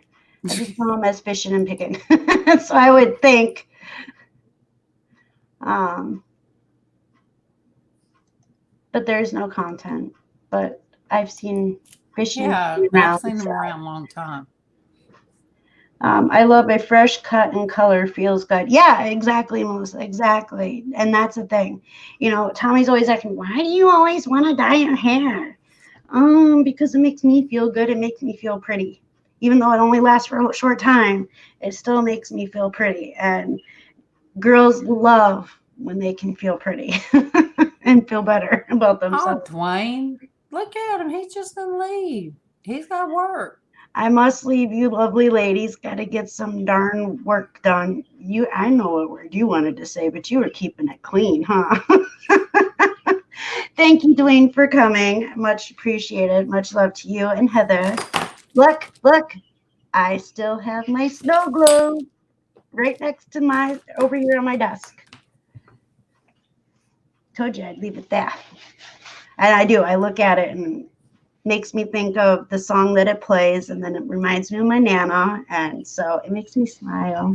I don't make fun of you, Misha. I just picked at you one day because you didn't want to answer because you said you didn't have your face on. And then I said, what if I showed up at your house? I went to open the door. I said, what? I said, are you serious? I would have showed up at your door. You wouldn't have opened the door if you didn't have your makeup on. She said, yep. See, I'm going to try it one day. That'll be interesting. Mm-hmm. Oh, that would be so funny.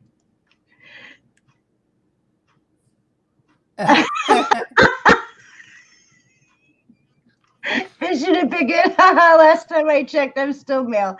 I mean, I did have cancer, and so if I lost another one, I could be.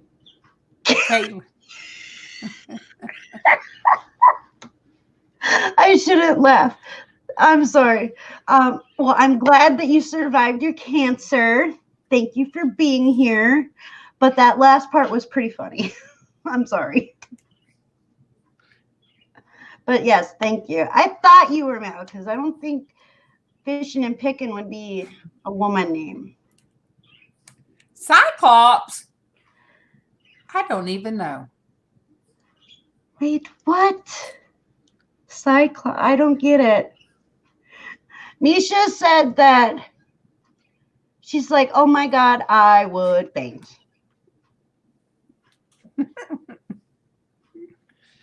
I'm still trying to figure out Cyclops. I'm trying to figure it out too. I'm so confused. Misha said, OMG fishing, happy you have humor from that at least. Exactly. I mean, and then my mind goes back to Cyclops. Dwayne! You know how my mind works. He's having Tourette's. Just saying. It's a Tourette's thing. But I am glad, Fishing and Picking, that you do have a good attitude about that. I still just don't know what triggered him to put Cyclops. I hope he's not meaning anything about you. I don't know. A Cyclops has one eye. See, he was talking about him.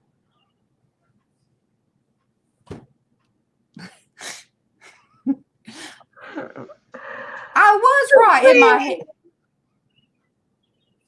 That's sassy. Holy cow. Dwayne. We should not be laughing. Dwayne, do you need to be in a timeout?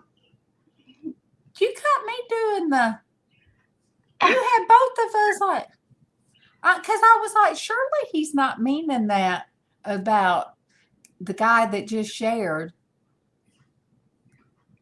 Surely, and that's going in. And gotcha, yes, you did go there. He's like, LOL, gotcha, guys. LOL. I guarantee he knows Cyclops.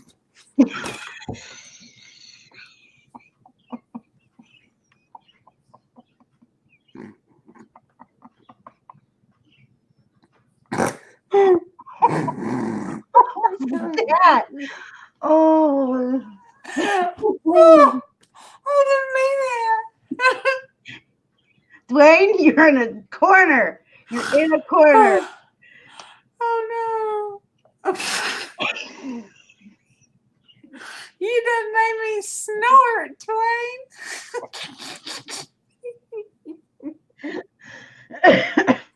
He says he definitely needs a timeout. And Fishing and Pickin said, at Mothership Products, LOL, I do tend to walk more to the right these days. And Dwayne said, Fishing and Pickin, hopefully you're taking it in. And Fishing and Pickin said it's all in fun. For anybody comes across this later, they're going to be like, wait, they're talking about mental health. How can they laugh at this person that has one thing? How can they laugh at that Dwayne's person? fault. It's Dwayne's fault. Oh.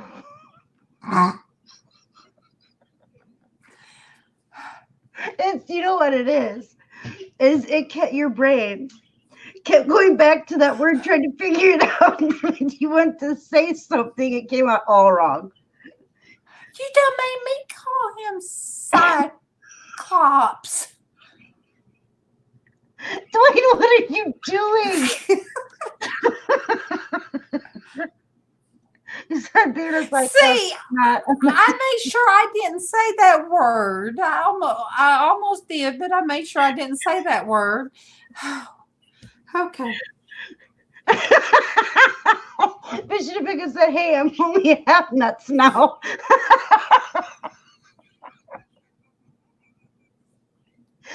And then Misha's like, it's funny y'all aren't saying that word.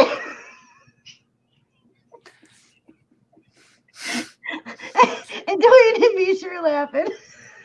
Okay. Fishing and Pickin, thank you for making our day. I know why Dwayne's laughing. Right? He's like, he got both of us. He got both of us at the same time. He's got that underneath his belt. He's so excited right now. He probably pooped his pants. I mean, I'm just saying, to get both of us. I know, right? And Denise is like, her ribs hurt. So do mine. We are so bad. Oh, Dwayne, sassy. Oh, Fishing and Pickin, you're sassy too. You're encouraging Dwayne. Dwayne, what scripture am I going to be able to find for Monday to make up for this? I don't know, but he's saying, I have made both these women laugh and cry.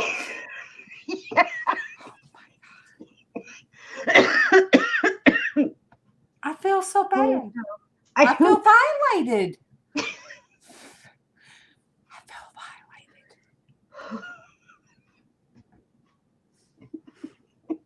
I'm just glad I didn't come up with my darn spoon stuck to my forehead.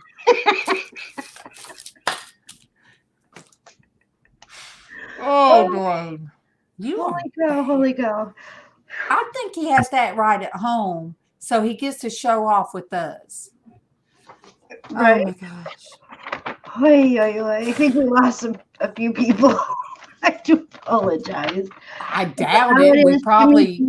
Oh my gosh. Make you cringe. Oh. Now he's going real down and dirty. Right. Jimmy Dean and Cyclops. Jimmy Dean and Cyclops. Leave Jimmy Dean alone. He's dead. He ain't got none. So he's dead. I know Renee, Misha. Everybody else run for the hills. No, they're just being very quiet. They're there, but they're like, oh my gosh, how are they gonna dig out of this now? We won't.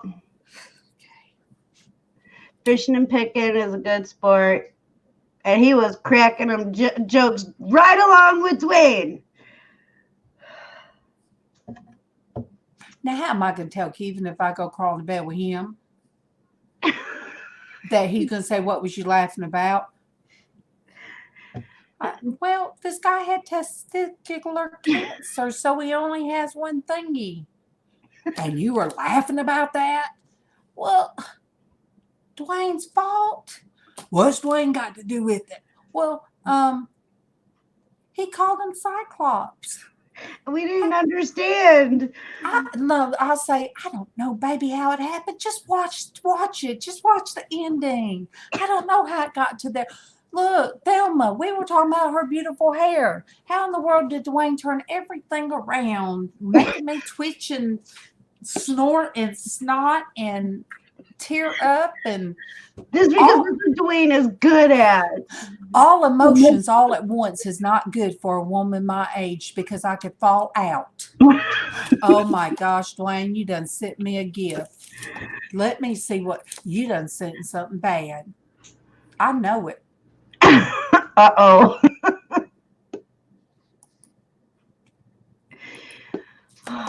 All right, do you want, he is in a screen. Do you want me to screen share that? Sure. Dwayne.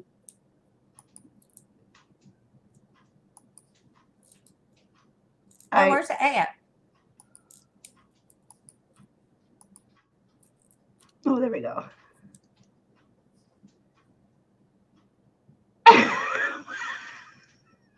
Dwayne! Uh-huh. Now I'm going to go right back up to the other one. There you go. See there?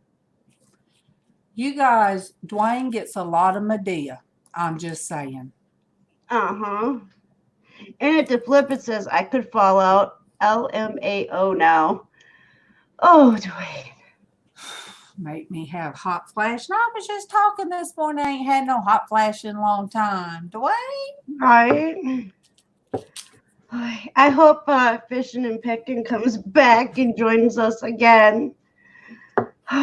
You're right. It is. It is good for mental health to laugh. It is. It is. It is. Do you forgive us, Fishing and Picking? I'm hey, sorry. what's wrong with it? Oh, Dwayne.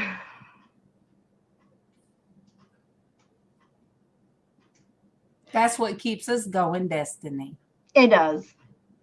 And that's when our Irish blonde comes out. At least for me. I think Fishing's. Yeah, I think he did.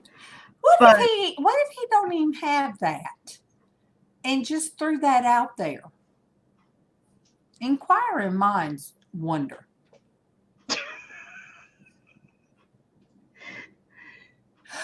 Oh my gosh. Doesn't bother me. I got more. Oh, jeez.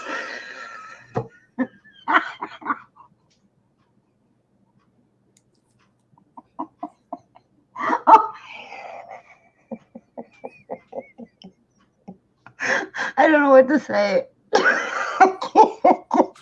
Glenn, I'm just run real fast. Run real fast, Glenn.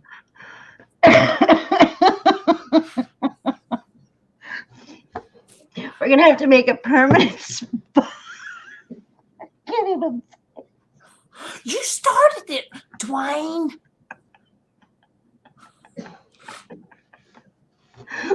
Oh, holy lordy. You can fall out of your chair, not get nothing done, and your wife's gonna come in there and kick you while you down.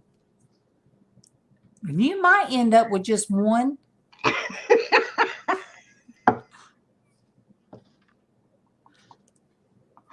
Oh, Mercedes dying over there. Okay, I think we are going to end. We've been on for 2.5 hours. Thank you, everybody, for coming. Don't forget, next Saturday, we are going to go live same time, but we are going to have spouses on who take care of us who have mental health. And see, you did say Dwayne and Heather. Yes, Anybody I want to did. So it rethink should be a that? very interesting show. Hopefully, they'll be able to make it.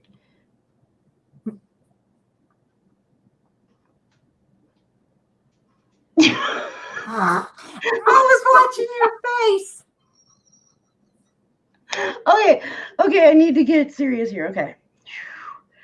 Thank you everybody for coming. Next Saturday, spouses will be on who help take care of us and our mental health issues.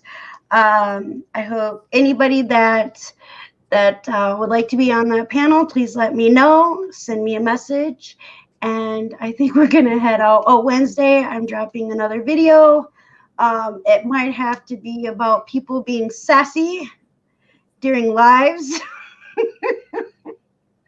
But again, thank you everybody for being here. We will see you next Saturday, 11 a.m. Eastern or Central Time.